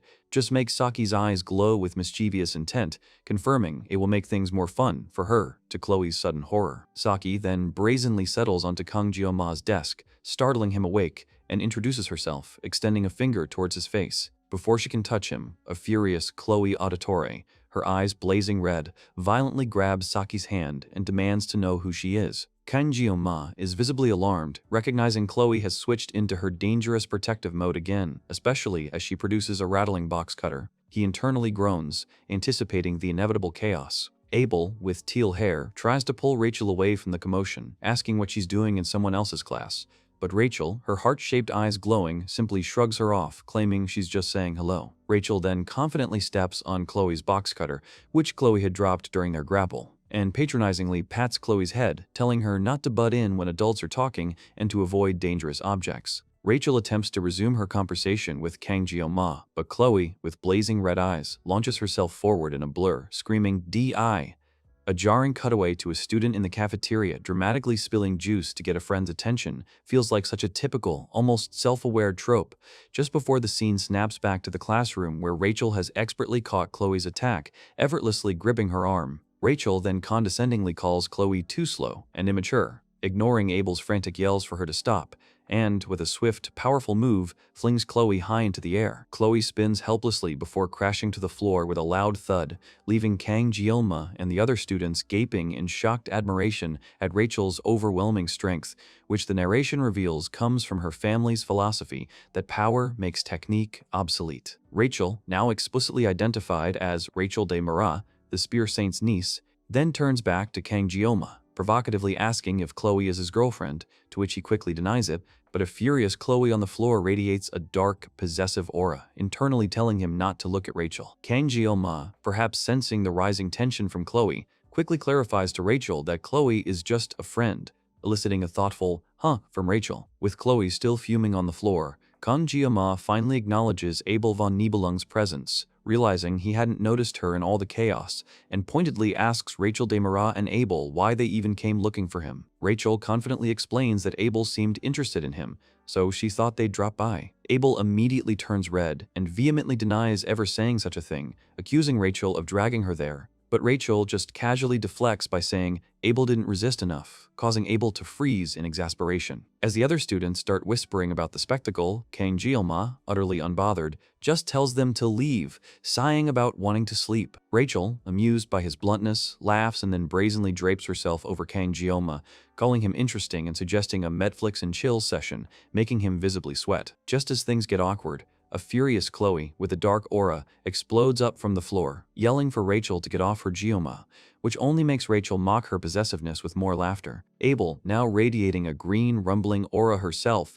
intervenes by calling Rachel's name, prompting Rachel to finally let go of Kangyoma and declare it a shame she had to leave her Gioma, though Kangyoma just coldly tells her not to come back. As Rachel and a still flustered Abel walk away, with Rachel winking back and Chloe snarling on the floor, Kangyoma just slumps back, wishing they would all get out of his sight so he could finally get some sleep, while Abel glances back at him with a thoughtful expression. As Rachel and Abel leave the classroom, Rachel reflects on Kangyoma, admitting she didn't expect to find anything interesting in him and that something faint in his dark eyes gave her shivers. She muses on her Spear Saint family's tradition of marrying powerful warriors and wonders if her playful teasing has actually led her to something significant. Suddenly, Rachel turns back to a confused Abel, apologizes, and then abruptly declares that she won't let Abel have Kangyoma, leaving Abel completely shocked. Meanwhile, Nox Auditore is seen thrashing in a hospital bed, furiously repeating that he'll kill Kang Gyoma, enraged by his defeat and proclaiming himself the genius of the auditores who has never known defeat. He shoves another patient aside and storms down the hospital corridor, pulling his IV stand, determined to rally his entire family to take Kang Gyoma down. Nox then peeks through a door, his eyes glinting menacingly, vowing to make Kang Gyoma pay dearly for his loss. Back in a hospital room, Kang Gyoma calmly bites into an apple, seemingly oblivious to the chaos he's currently stirring up among others. Kang Gyoma sits calmly in Nox Auditore's hospital room, already biting into an apple he's holding, and offers a casual "what's-up" to the startled Nox, who is still pulling his IV. Kang Gyoma then recalls a recent interaction with Chloe Auditore, where she was intensely mumbling to herself about him liking them big and rattling a small knife with a murderous look, all while Kang Gyoma remembers thinking about how she drew her knife first in their training. In that memory, he called Chloe's name, snapping her out of her yandere days, and then gently instructed her to put her knife down as she instantly brightened up and cheerfully greeted him. He remembers asking her about Nox Auditore's condition, to which she explained Nox was hospitalized at an Academy-affiliated hospital, but without any physical injuries, which still struck Kang Gyoma as odd, since subspace battles don't cause bodily harm. He mentally notes that he did cut Nox, but didn't expect him to be so fragile, wondering if Nox is plotting something, before concluding that memory by patting Chloe's head, following a helpful yandere survival tip. Snapping back to the present, Kang Gyoma, still in Nox's luxurious private suite, impudently asks if he can eat the apple he's already bitten. A furious Nox, surprised Kang Gyoma is even there, demands to know how he found him, clearly thinking Kang Gyoma is there to finish him off. Kang Gyoma responds by swiftly producing a gleaming knife and, much to Nox's bewilderment, calmly begins to expertly peel the apple. Nox Auditore is absolutely baffled by Kang Gyoma's perfect apple-peeling skills, wondering how he could be so good at such a simple task. Kang Gyoma then casually places the pristine peeled apple on a plate for Nox, advising him to eat some fruit if he lacks an appetite, which only fuels Nox's furious indignation at being pitied. As Nox considers attacking with a piece of his IV stand, Kang Gyoma abruptly turns and warns him that if he's plotting revenge, he will wipe out your entire family, completely freezing Nox in terror. The door slams shut as Kang Gyoma leaves, and the perfectly peeled apple on the plate dramatically splits into multiple precise slices, sending Nox crashing back in shock, utterly defeated. Walking away from the hospital under the night sky, Kang Gyoma reflects that his blatant bluff worked like a charm, and thoroughly broke Nox's spirit, even as he internally acknowledges he could easily take out 10 people in the time it took to threaten. He muses on avoiding unnecessary killing, but also worries if he's losing it too, as he seems to be getting accustomed to these increasingly intense situations. Kang Gyoma dismisses Nox as no longer a concern, but then a huge image of Rachel de Marat appears in his mind, reminding him she's the first to flirt with the protagonist in the game, and her romance route is notoriously long. Deciding to deal with Rachel later, Kang Gyoma shifts his focus, reminding himself that he needs to start preparing for the upcoming midterms. Kang Gyoma, shifting his focus to the midterms, considers his weapon options, realizing he needs something like a Murasame that he can rely on even beyond his blessing's 30-second limit. He checks his phone, seeing the midterm scheduled for late May, and reviews the exam details, which involve defeating demonic monsters in groups of 5 with mixed classes. He sees a game-like visual of students struggling with not enough content, a classic scenario for an underleveled protagonist before a D-tier demonic monster merman appears, followed by a more intimidating tier demonkin mermaid, which he casually notes wouldn't cause him a nosebleed, but still reminds him they are demonkin and much more powerful than regular monsters. Sitting outside on a bench under the night sky, Kang Gyoma reflects on how quickly a month has passed since he joined the academy and wonders about the true meaning of peace, given humanity's 700-year truce with demons has always been fraught with skirmishes. A sudden, jarring vision flashes before him, depicting the Basemon breaking through a boundary line and a massive, shadowy Lord Lycan emerging as Siegfried von Nibelung battles desperately, while Medea Poison shouts his name in fear. The vision intensifies to show a warrior's defeat by a scythe-wielding figure, ending with Kang Gyoma's own wide, terrified eyes staring in disbelief, a disturbing premonition or memory that leaves him profoundly unsettled and questioning his own path. Kang Gyoma, still reeling from his unsettling vision, finds himself reflecting on humanity's strength, specifically how the strongest humans struggled against the 6th Legion commander. Sitting on a bench, he then wonders how founding hero Valor, Joaquin single-handedly sealed the First Legion commander, even questioning if Valor Joaquin was fully human as he swipes through years on his phone calendar. Shaking off these deeper musings, Kang Jioma resolved to focus on the upcoming midterms and the necessity of finding groupmates. Noting his nearly empty friends list and realizing his solitary days might be an advantage for group formation. A week later, he enters a bustling classroom only to realize with a stark internal image of his past battles that his fearsome reputation, particularly after defeating Nox, has made him an outcast among the other students. He then notices Chloe Auditore, also sitting alone and isolated on the classroom steps, recognizing that she too has become an outcast since their intense training sessions. Chloe, ecstatic to see him, immediately asks if he has a group, and upon learning he doesn't, she eagerly suggests they team up for the midterms, expressing her devotion with typical yandere intensity. Kang Jiama agrees, calculating that Chloe's reliable strength will be a crucial asset for the hour-long merman hunt, especially since his blessing is only active for 30 seconds. Just as Chloe beams with happiness over their new partnership,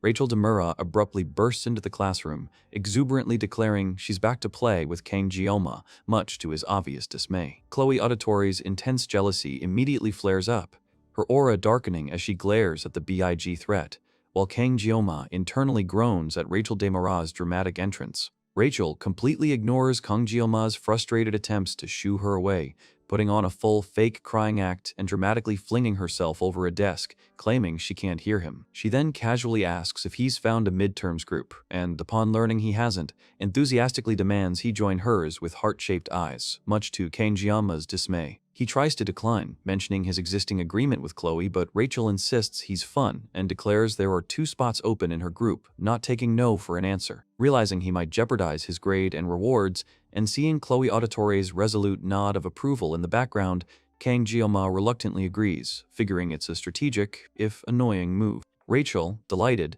quickly seals the deal on her phone and then casually reveals that the group leader is none other than Leon van Reinhardt, the main protagonist of the game. This unexpected news completely stuns Kang Jioma, leaving him sitting frozen in a chair as his mind seemingly shatters from the shock. Kang Jioma sits trembling, overwhelmed by the revelation, internally screaming that his simple life of cutting fish is now utterly shattered. He realizes that while drawing attention from Medea Poison and Rachel Demura, and acknowledging their eye candy wasn't terrible, getting involved with Leon van Reinhardt, the game's dazzling protagonist, is a whole different level. He's furious, knowing this midterms group assignment will completely derail the storyline he's tried so hard to avoid and force him to deal with massive consequences. His frustration peaks when he discovers Rachel Demura had already sneakily submitted the group form with his name, before even asking, effectively trapping him, which is just classic yandere logic, honestly. Chloe Auditore, observing his dark mood, cautiously asks if something is wrong, prompting Kang Jioma to vaguely explain he feels out of his depth with Star Class students. Chloe immediately boosts his confidence, assuring him that no one in Star Class is stronger, making him rethink his situation and acknowledge that with her also in the Dream Team, he might actually be in a pretty good spot. He then asks Chloe for the meeting time, and she cheerfully relays Rachel Demura's instructions, 6 o'clock at the cafe in the Central Building, a place Kang Jioma quickly realizes is called Starbucks. Later, at Starbucks, Chloe happily sips an avocado smoothie, praising its deliciousness, while Kang Jioma grimaces over his ridiculously bitter espresso, internally lamenting the absurd prices and the fact his faculty card doesn't even work at this overpriced third-party vendor. Kang Jioma's phone vibrates at 6:05 p.m. with text from Rachel Demura, who, annoyed by his tardiness, directs him to the Starbucks meeting room. Soon after, Rachel Demura, Leon van Reinhardt, and an orange-haired student arrive, with Rachel cheerfully apologizing for their delay. Leon extends a hand to Kang Jioma, shaking it warmly and complimenting his recent subspace battle victory, which Kang Jioma notes for Leon's inherent dignity. As the group settles at the table, Leon suggests they kick off the midterms meeting with introductions, starting himself as the Star Class group leader. Rachel playfully nudges the orange-haired student to go next, proclaiming she'll skip since everyone already knows her. The orange-haired student, introducing himself as Speed Weapon from Dragon Class, concisely states his admiration for heroes, making Kang Jioma rethink his initial delinquent impression. Chloe Auditore follows with a more formal introduction,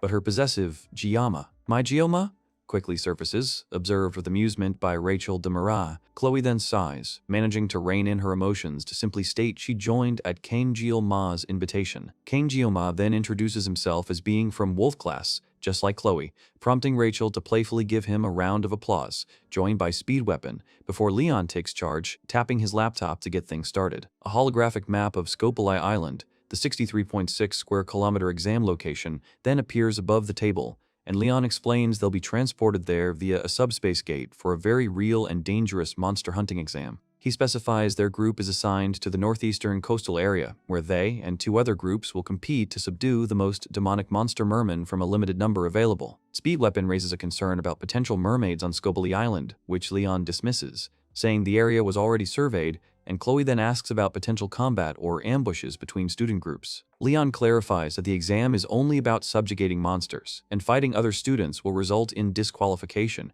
which Kang Jeoma mentally attributes to Chloe's auditory instincts. With the meeting concluded, Rachel excitedly drags Speed Weapon away for food, while Kang Jeoma, finding himself alone with Leon, feels a surge of awkwardness and tries to make a quick exit. However, Leon stops him by asking an unexpected and pointed question.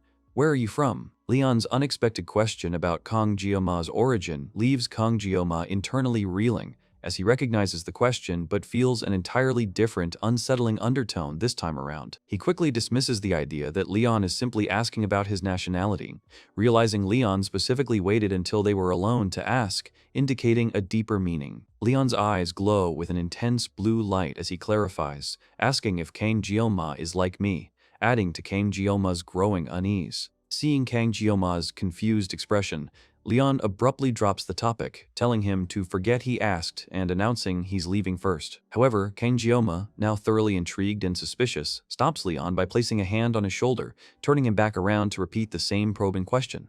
"Where are you from?" As Kang Jeoma watches Leon depart, a spoon clatters nearby, and a sudden striking thought hits him.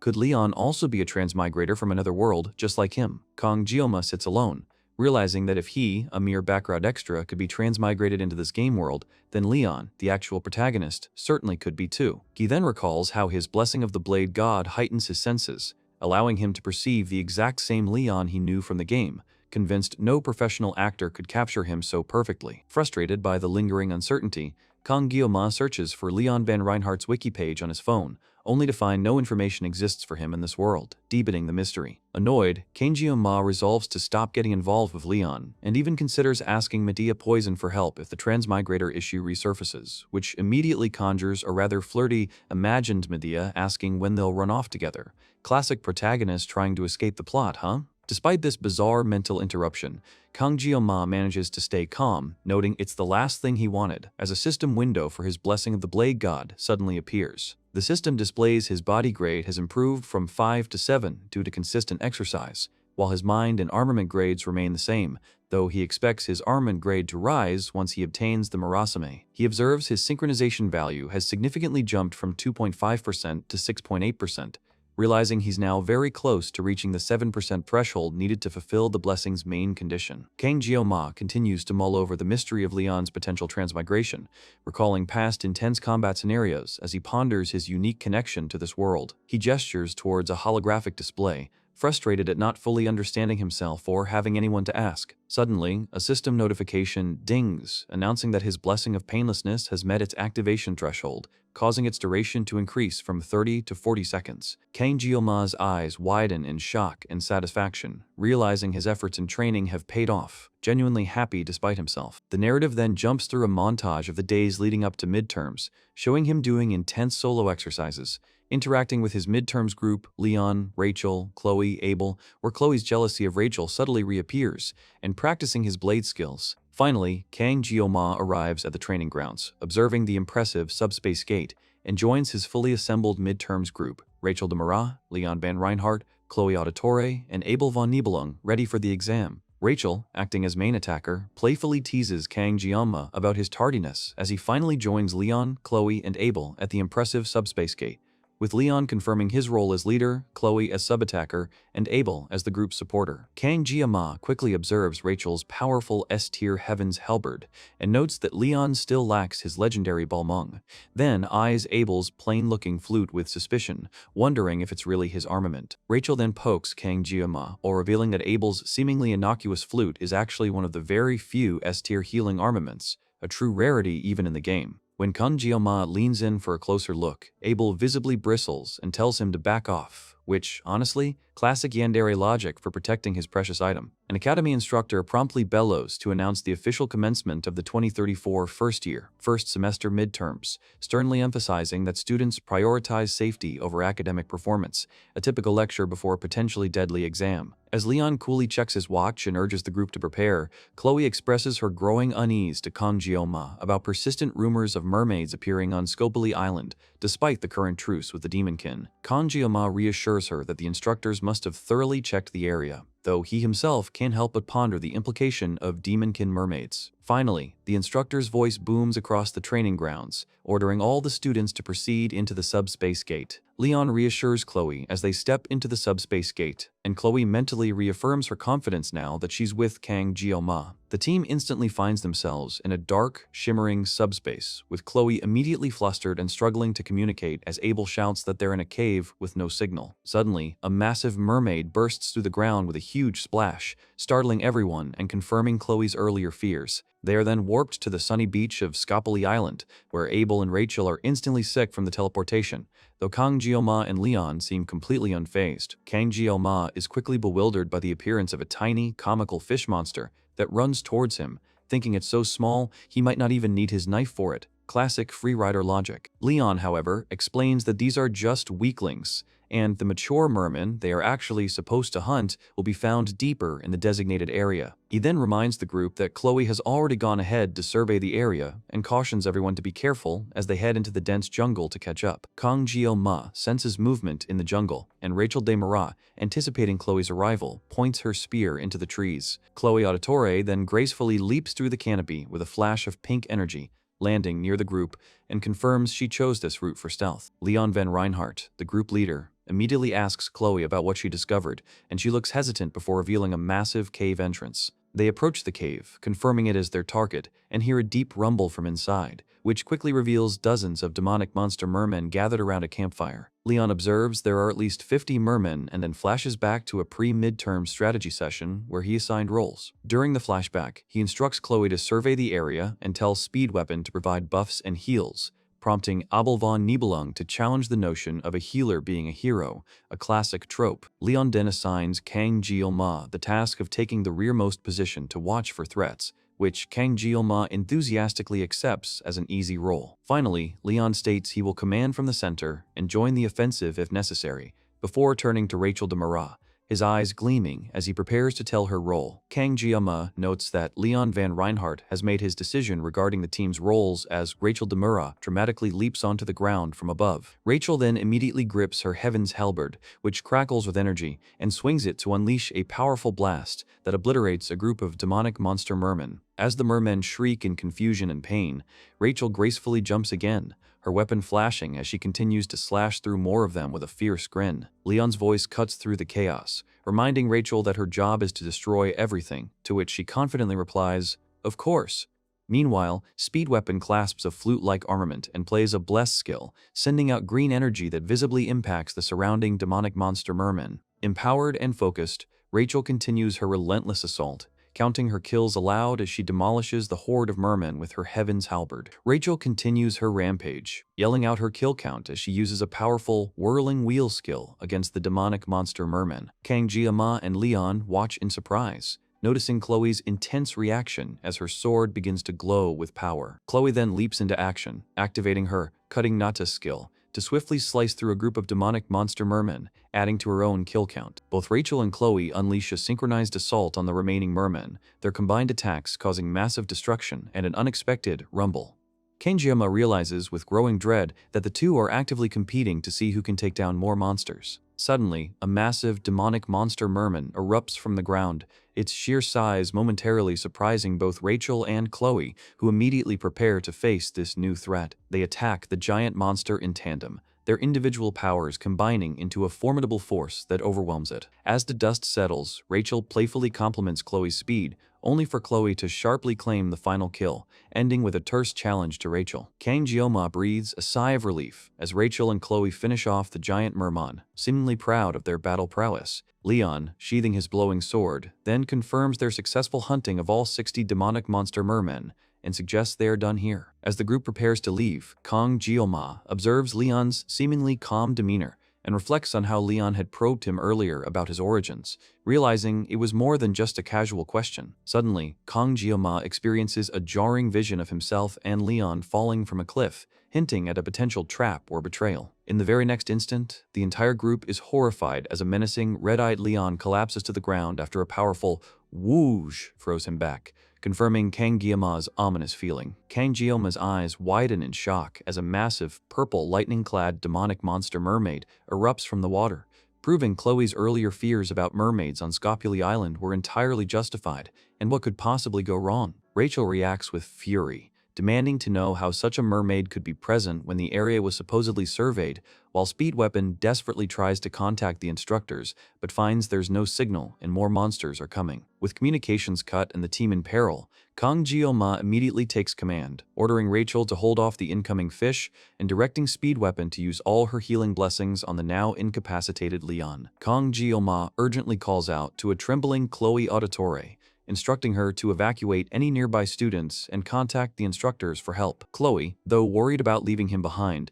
understands the urgency and agrees to his command, realizing they can't save the incapacitated Leon van Reinhardt and must prevent further casualties before more demonic monster mermen surround them. Kang Jioma then leaps away from the group, creating a powerful energy blast to create a diversion, completely disregarding Rachel de Marat and Speedweapon's bewildered shouts, questioning his sudden departure and whether he has a planned classic solo protagonist move. With a serious, almost menacing look, he confidently declares that facing big fish like this is his specialty. He pulls out his glowing blade, fully intending to take on the massive demonic monster mermaid alone. Kang Jioma reflects on how defeating Demokin in the game always required a full party, yet he now confronts this seemingly hopeless scenario by himself. As he clutches two glowing knives, he sets a daunting 40-second timer to cut down the wretched fish. Simultaneously, system messages confirm his mental grade has increased and his intimidating parameters are recalibrated through inhibitory control, preparing him for the impending battle. Kang Jioma flashes a menacing grin, declaring it's been a while since he's sliced up some fish. While he prepares, Rachel de Murat bravely charges into the fray against the smaller demonic monster merman, unleashing a powerful slash with her Heaven's Halberd. However, she quickly gets overwhelmed as one merman bites her weapon and then multiple monsters sarash into her, forcing her to channel her full power into a mighty blast to push them back, leaving her visibly winded. Meanwhile, Speedweapon, still focused on healing the severely injured Leon van Reinhardt, notices Leon is slowly recovering but can't offer any support buffs to Rachel. Speedweapon, recalling Kang Jioma's strength from the subspace duel, realizes the true danger of the massive demonic monster mermaid that makes him feel pain just by looking at it, and debates whether to intervene. The gigantic demonic monster mermaid unleashes a powerful magical blast at Kang Jioma, but he effortlessly slides and dodges the attack with his glowing knives. With a determined glint in his eye, Kang Jioma proclaims that despite not understanding magic, it's still a fish made of flesh and bone, as he springs into the air, ready to close in for a direct confrontation. Kang Jioma slashes the demonic monster mermaid, causing it to shriek in pain before it counters with a sploosh magical attack that Kang Jioma effortlessly dodges. The enraged mermaid then lets out a Kiiiemla and unleashes a powerful magical blast, which Kang Jioma swiftly avoids with a shinked move, landing only to declare the attack too shallow and leap over another splash. Frustrated by his inability to read its movements at all, Kang Jioma mutters about the darn mermaid before noticing Leon van Reinhardt slowly recovering nearby. He calls out to Leon, confirming he's "You good?" and then, with a confident grin, tells Leon he's counting on you, explicitly addressing him as hero as he dashes back towards the fight. Speedweapon watches, surprised, as Kang Jioma continues to slash and slit the monster, recalling a past conversation where he passionately described the qualities of a true hero, like justice and selflessness, which he hasn't found even among the Dragon class students. Speedweapon admits he asked Rachel de Murat to join this group specifically because he was looking for someone with those heroic qualities, and it seems Kang Jioma is fitting the bill perfectly, which is pretty ironic considering Kang Jioma's actual goals. Speedweapon recalls a past conversation where Leon was smiling, confidently stating that if it's Leon, he's sure he'll demonstrate the heroic qualities Kang Jioma has always admired. To which Kang Jioma agreed with a smirk. Speedweapon then remembers telling Kang Jioma he wasn't cut out to be a hero, but Kang Jioma simply laughed it off, declaring that being a hero isn't something one can just be offered, and he wouldn't even take it. The scene then snaps back to the present, where the demonic monster mermaid powers up, its shadowy form crackling with purple energy, unleashing several homing energy blasts shaped like fish. Kang Jioma deftly dodges these too slow attacks with a twirl, only to realize in shock that they are actually homing in on him. The enraged mermaid lets out a shriek, and then sends a powerful wave of energy, which Kang Jioma expertly evades by creating slits in the ground and using the resulting explosion to propel himself out of the blast radius. As he zooms through the air, dodging more energy attacks, the mermaid lunges with a shadowy limb, hitting him with a fwish. Rachel Demura cries out for Speed Weapon in alarm, while Speed Weapon, looking overwhelmed, appears to be struggling with an intense reaction to the ongoing battle. Kang Jioma, glowing with renewed determination, dismisses the mermaid's repeated shallow attacks, admonishing himself to get it together now as the monster prepares yet another BZZZT energy blast. The demonic monster mermaid immediately retaliates, unleashing a powerful purple energy blast that slams into a nearby cliff face, creating a massive explosion. While the enraged mermaid glares, a shocked blue-haired student points out the huge noise and bright flash to Instructor Kim, who is surprisingly nonchalant about the whole thing. Instructor Kim calmly dismisses the incident, claiming it's just lightning since it's raining, and tells the student to quickly gather their things so they can return to the academy, completely underestimating the chaos erupting nearby.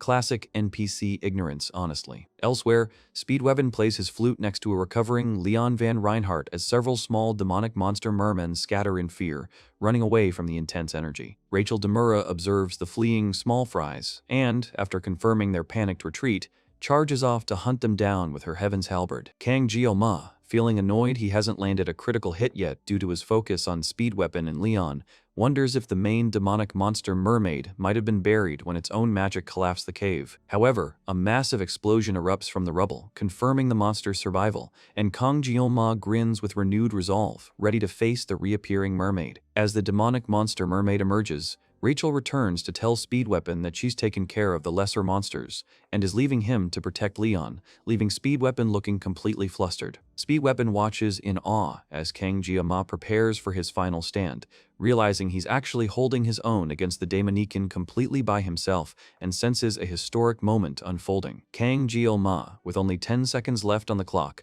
grips his knife and steels himself for a last powerful spurt against the enraged demonic monster mermaid, who unleashes another massive purple energy blast. He stands firm against the monster's assault, eyes glowing with fierce determination as he dares it to come at him, preparing to unleash his own dual knife attack. Meanwhile, Chloe Auditore frantically dashes through the rain-soaked forest, her legs screaming in pain as she uses every blessing she has to find help, leaping over obstacles. She recalls Kang Jioma's usual reluctance to fight, how he always avoided drawing his blade unless absolutely necessary, and wonders if she made the right choice leaving him to face the monster alone. Suddenly, Chloe spots the massive demonic monster mermaid in the distance, and then reacts with wide-eyed alarm as a colossal explosion erupts from its direction. Stumbling and nearly falling, Chloe struggles to regain her footing, then pushes herself harder, vowing not to stop running until she finds help despite her exhaustion. Chloe gasps for air, tears streaming down her face as she pushes her exhausted body through the downpour,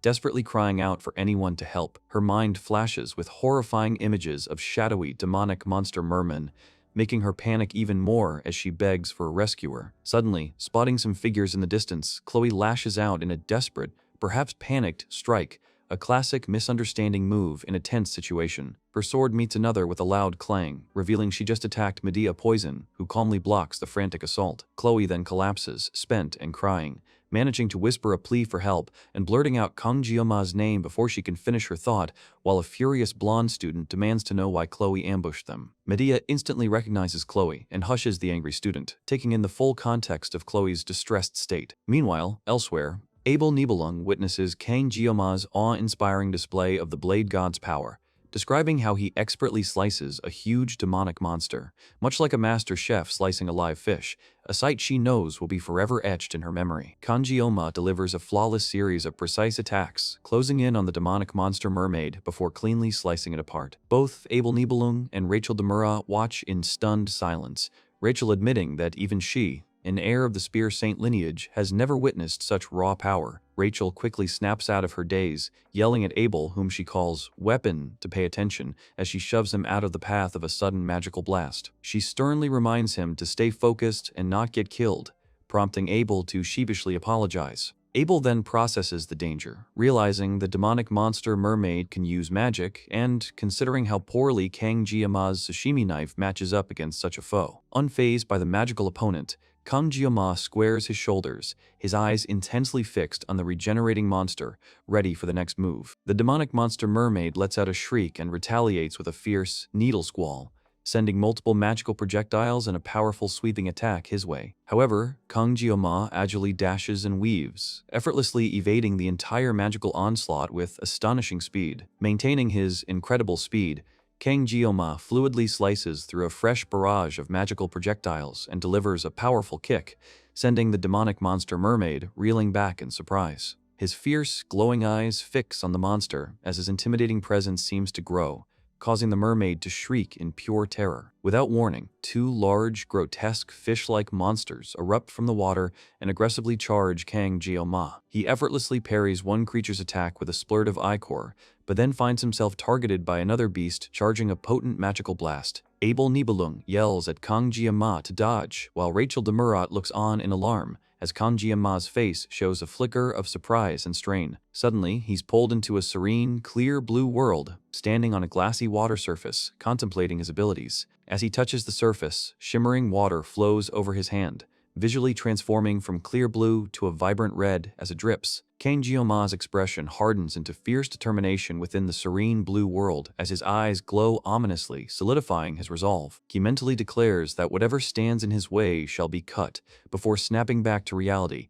now holding a gleaming knife ready for a decisive strike. With incredible speed and power, Kang Jioma unleashes a single devastating attack, a red line of pure force tearing across the landscape. The powerful blow leaves a massive crater in the ground and sends the demonic monster mermaid crashing down, heavily wounded and groaning in pain. Kang Jioma stands over the defeated creature, his face stoic as Abel and Rachel watch, stunned by his overwhelming display of power. He then casually kicks the monster's mangled body over a cliff, making it disappear into the depths below. The battlefield falls silent under the rain, confirming Kang Jioma's victory as he stands alone, facing the desolate landscape. After his powerful victory, Kang Jioma suddenly collapses, clutching his bleeding stomach as his knife clangs uselessly to the ground, critically wounded. Abel and Rachel immediately rush to his side, calling out his name in alarm. Abel quickly checks on a still recovering Leon, noting that he seems to be mostly fine, before realizing the danger isn't over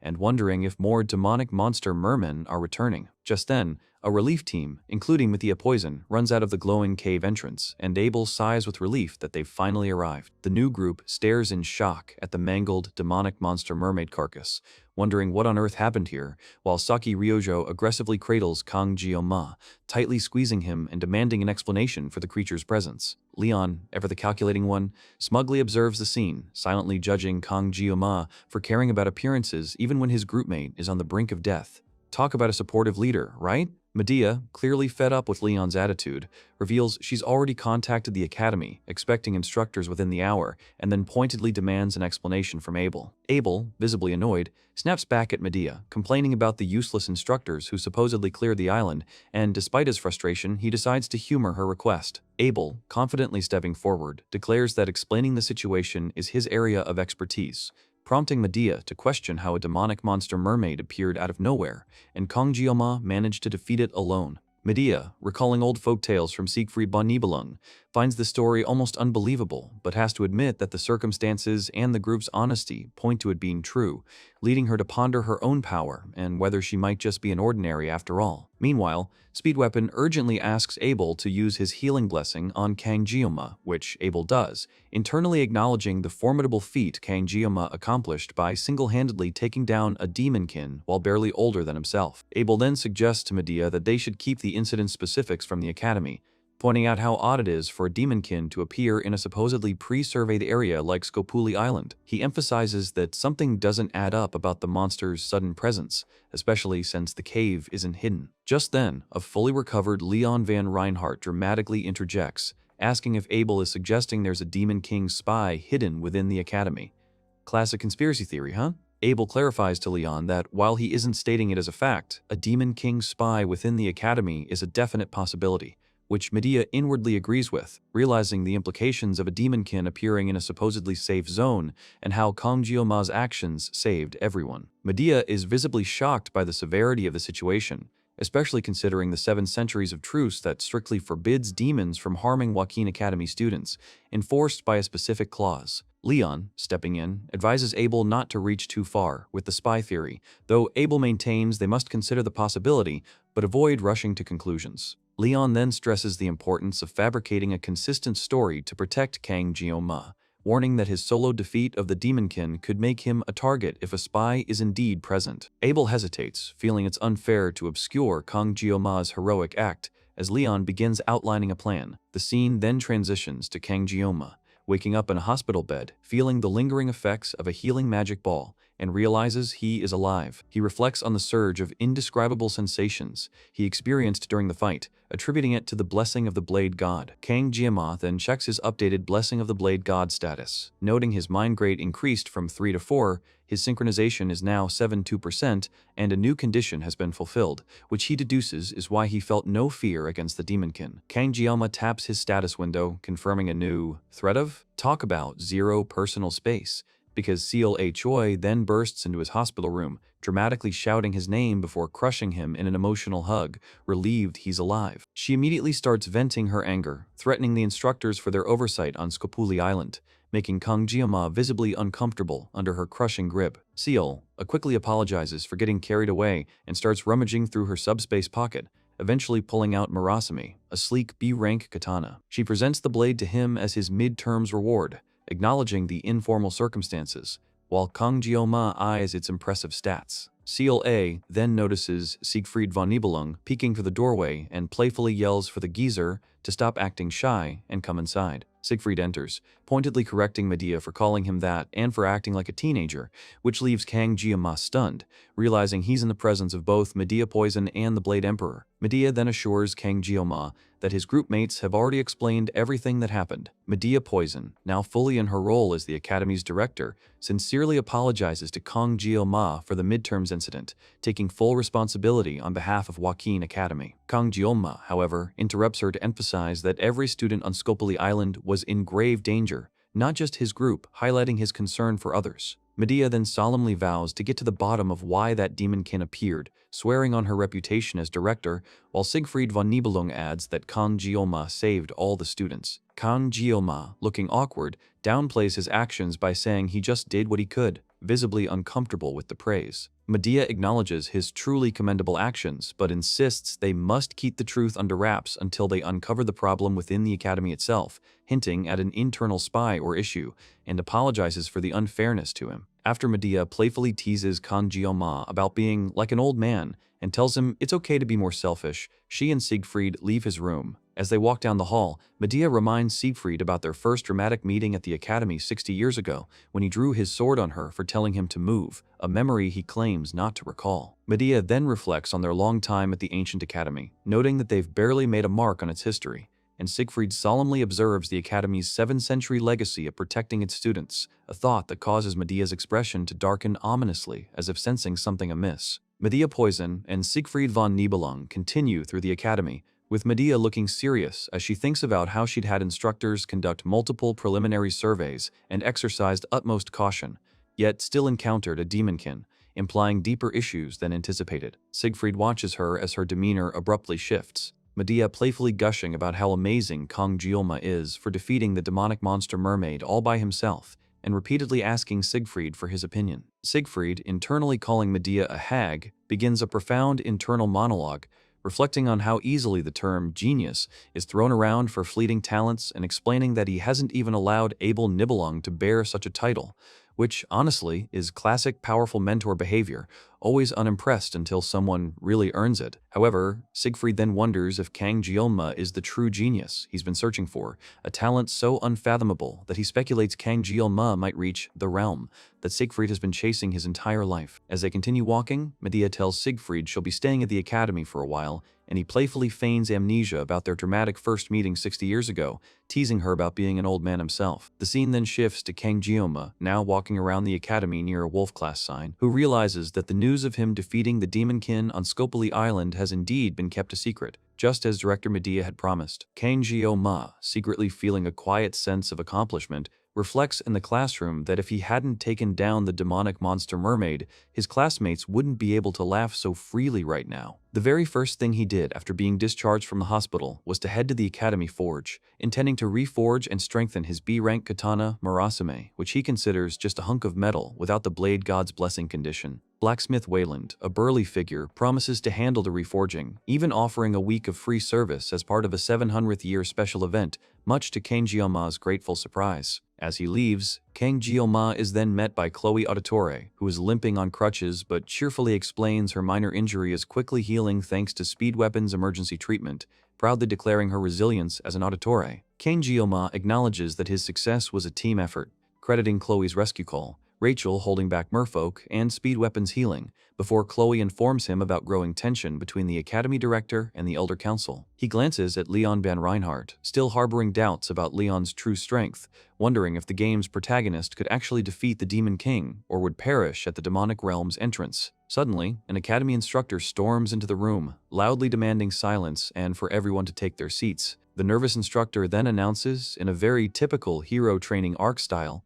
that the class will have a temporary additional instructor, shocking all the students as Siegfried von Nibelung dramatically strides in. Siegfried von Nibelung's unexpected appearance sends a wave of shock and excited whispers through the classroom, leaving the academy instructor visibly trembling at the podium. Meanwhile, in a dimly lit, industrial-looking room, Elder Cloudy crashes to the ground, his face bruised and bloody, muttering apologies as a hand seizes his chin. Aina, revealing her true identity as the ruthless 5th Legion commander, delivers a powerful, glowing purple slap to his face, making him cough up blood. She sternly identifies him as Elder Clady, stating her furious displeasure and playfully warns him, "You should have gotten it right when you had the chance," as she consumes a strange green worm. Aina relentlessly kicks him again, enraged by his continued apologies, demanding he stop, revealing she just needed him to bring Leon van Reinhardt to her half-dead with the help of a mermaid he supposedly had at his disposal. She exasperatedly blames his incompetence for Siegfried von Nibelung deciding to remain at the academy,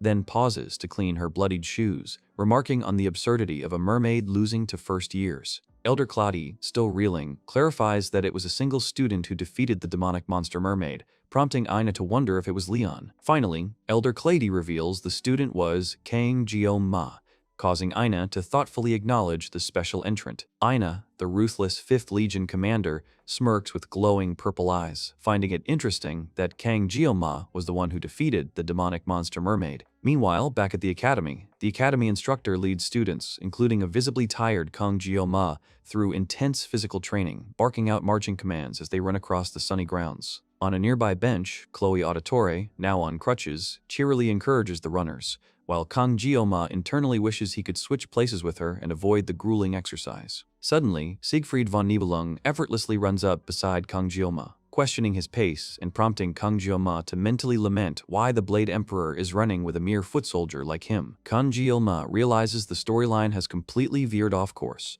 especially considering Leon van Reinhardt never even obtained the Blade Saint title that Siegfried's ancestor, Blade Saint Aaron Nibelung, passed down, a detail he confirms from an old game message board, which is just classic transmigrator panic. Siegfried then sternly lectures Kang Jeolma on the importance of stamina and endurance over pure talent, demanding he stop seeking shortcuts and run harder. Kang Jeolma, resigned to his fate, shouts a louder, "Yes, sir," and picks up his pace, enduring the Blade Emperor's unexpected training. Siegfried von Nibelung smirks, deeming Kang Jeolma's improved pace good, before effortlessly zooming ahead and commanding the students to follow his lead. Kang Jeolma, exhausted, wonders internally if the Blade Emperor never ages, while other students actively try to keep up, creating a competitive rush around him. Suddenly, Siegfried announces a new policy. Personal armaments are strictly prohibited during training, except for field exercises, which has to be a classic manhwa training arc move to power up the protagonist. A pile of diverse basic weapons like shovels, rakes, axes, and even a sashimi knife clatters to the ground, leaving the students confused. One student then bravely asks Siegfried why they're prohibited from using their inherited family armaments, finding it impractical. Siegfried explains that foundational skill is key, and relying too much on superior weaponry hinders growth, making students confuse a weapon's strength with their own prowess. Kong Jioma nods in understanding, as Siegfried concludes that mastering basic weapons will improve their overall proficiency and lead to high marks in end-of-year class advancement evaluations, immediately spurring the other students to eagerly swarm the pile to grab their new training tools. Kong Jioma notes Siegfried's impressive ability to convince everyone, realizing his influence extends beyond just his world-class strength, and he picks up a humble sashimi knife from the pile, anticipating the upcoming training. Siegfried then reveals that today's class will consist of one-on-one sparring sessions between students, sparking immediate concern among some who question the danger of real-life combat outside of subspace. He firmly tells them that true warriors grow by confronting the realities of actual combat, aligning with the Academy's legacy of honorable warriors. However, recognizing the risks, Siegfried declares he will first provide a demonstration, dramatically drawing a gleaming sword. The students burst into excited chatter at the prospect of seeing the Blade Emperor's techniques firsthand, having only seen them on NeoTube, while the Academy instructor, already terrified and visibly trembling with blue energy, sternly tries to silence them. The Academy instructor attempts to tell Siegfried to go lightly, but Siegfried cuts him off, his gaze sharp. Siegfried then directly addresses Kang Jioma, commanding him to step forward for the demonstration, as other students whisper complaints about that loser being chosen. Ignoring the murmurs, Kang Jioma prepares himself, holding his sashimi knife, as Siegfried looks at him intently and asks if he has fully recovered. Kang Jioma responds that he is indeed fine, prompting Siegfried to firmly command him to raise his blade, setting up a dramatic confrontation in the training grounds. Internally, Kang Jioma dreads the prospect of clashing with the legendary Blade Emperor, fearing the significant risk of injury, or worse, and laments how far he's already veered from the canon path. Classic protagonist trying to dodge fate, right? Attempting to de-escalate, he respectfully tells Siegfried he isn't worthy and asks him to lower his sword, all while shadowy student figures whisper insults and wish for his defeat. Siegfried, however, powerfully provokes him, questioning his pride as a swordsman and daring him to stop hiding his true strength, which resonates deeply with Kang Jioma's own memories of his chef mentor's teachings about pride in his blade. Recognizing that yielding now would lead to regret, Kang Jioma makes a firm decision, tightening his grip on the sashimi knife. The Academy instructor rushes forward to intervene, but Siegfried stops him, observing Kang Jioma's newfound resolve. With a glint in his eye, Kang Jioma formally accepts the challenge, activating the blessing of the Blade God as his humble sashimi knife begins to glow, preparing to face Siegfried as their silhouettes stand ready to clash. Kang Jioma confidently steps forward, ready for the duel, which triggers a powerful memory for Siegfried of his own youth training against a mysterious, one-armed wandering knight. Siegfried recalls how that encounter, decades ago, imprinted on him the true essence of swordsmanship, a realization he's been chasing ever since. He silently acknowledges that he's been observing Kang Jioma since the class placement exam, believing he could finally unlock the path to the realm for him. With a powerful declaration, Siegfried channels his aura into his basic weapon, preparing for the clash. Kang Jioma wastes no time, launching a swift, glowing attack with his sashimi knife that forces Siegfried to react instantly. Siegfried blocks the initial strike, showing a flash of surprise, but Kang Jioma follows up with incredible speed, his blade tracing a unique swallow-in-flight path. Their weapons clash repeatedly with explosive force, demonstrating Kang Jioma's surprising combat prowess against the legendary Blade Emperor. Kang Jioma and Siegfried von Nibelung's duel begins with a fierce clash as Kang Jioma's sashimi knife, surrounded by a glowing blue shield, forces Siegfried to parry with his basic weapon. Siegfried inwardly acknowledges that Kang Jioma's physical strength is incomparable to what it was before, having been pushed back with surprising ease. Watching from the sidelines, a brown-haired male student expresses intense disbelief and resentment, wondering why the Blade Emperor cares so much about Kang Jioma and hoping he gets utterly defeated, which is such a typical jealous rival move. Meanwhile, Instructor Wanbin, looking increasingly alarmed, tries to intervene, warning Siegfried that Medea Poison, the Academy's director, wouldn't approve of such a dangerous demonstration and that other students could get hurt. Siegfried calmly reassures Instructor Wanbin, revealing he doesn't intend a true physical battle, but rather aims for Kang Jioma to access a deeper plane. Instructor Wanbin, with a gulp, recognizes Siegfried's true ambition as Kanjiama's knife glows once more. As Kanjiama takes a powerful step, Siegfried observes that Kanjiama has indeed entered this specialized mental plane and remarkably withstood his strike. Recognizing the duel as a fierce battle of wits within this advanced state, Kanjiama's sashimi knife glows intensely with a blue aura as he maintains his fighting stance, making the ground rumble under his power, which Siegfried acknowledges as brilliant. Siegfried, in turn, unleashes his own Blessing of the Blade Phantom, a powerful blue aura swirling around his basic sword, further escalating their mental combat. The clash between them manifests as a massive blue energy explosion that reverberates through the training grounds, shocking all the observing students. Instructor Wanbin, clearly alarmed, shouts that this intense display of aura and power has gone too far, fearing they've crossed into the real world with such devastating force. He attempts to stop the duel, dashing and leaping towards them with a desperate cry, realizing this wasn't part of the plan and could lead to serious harm if it continued. Suddenly, Seola Choi dramatically intervenes, landing with a powerful shockwave that shatters the ground between the dueling pair. She furiously confronts Siegfried, demanding to know what he thinks he's doing, fighting a student, and if he's lost his mind, as the mental plane they were in shatters around them like glass.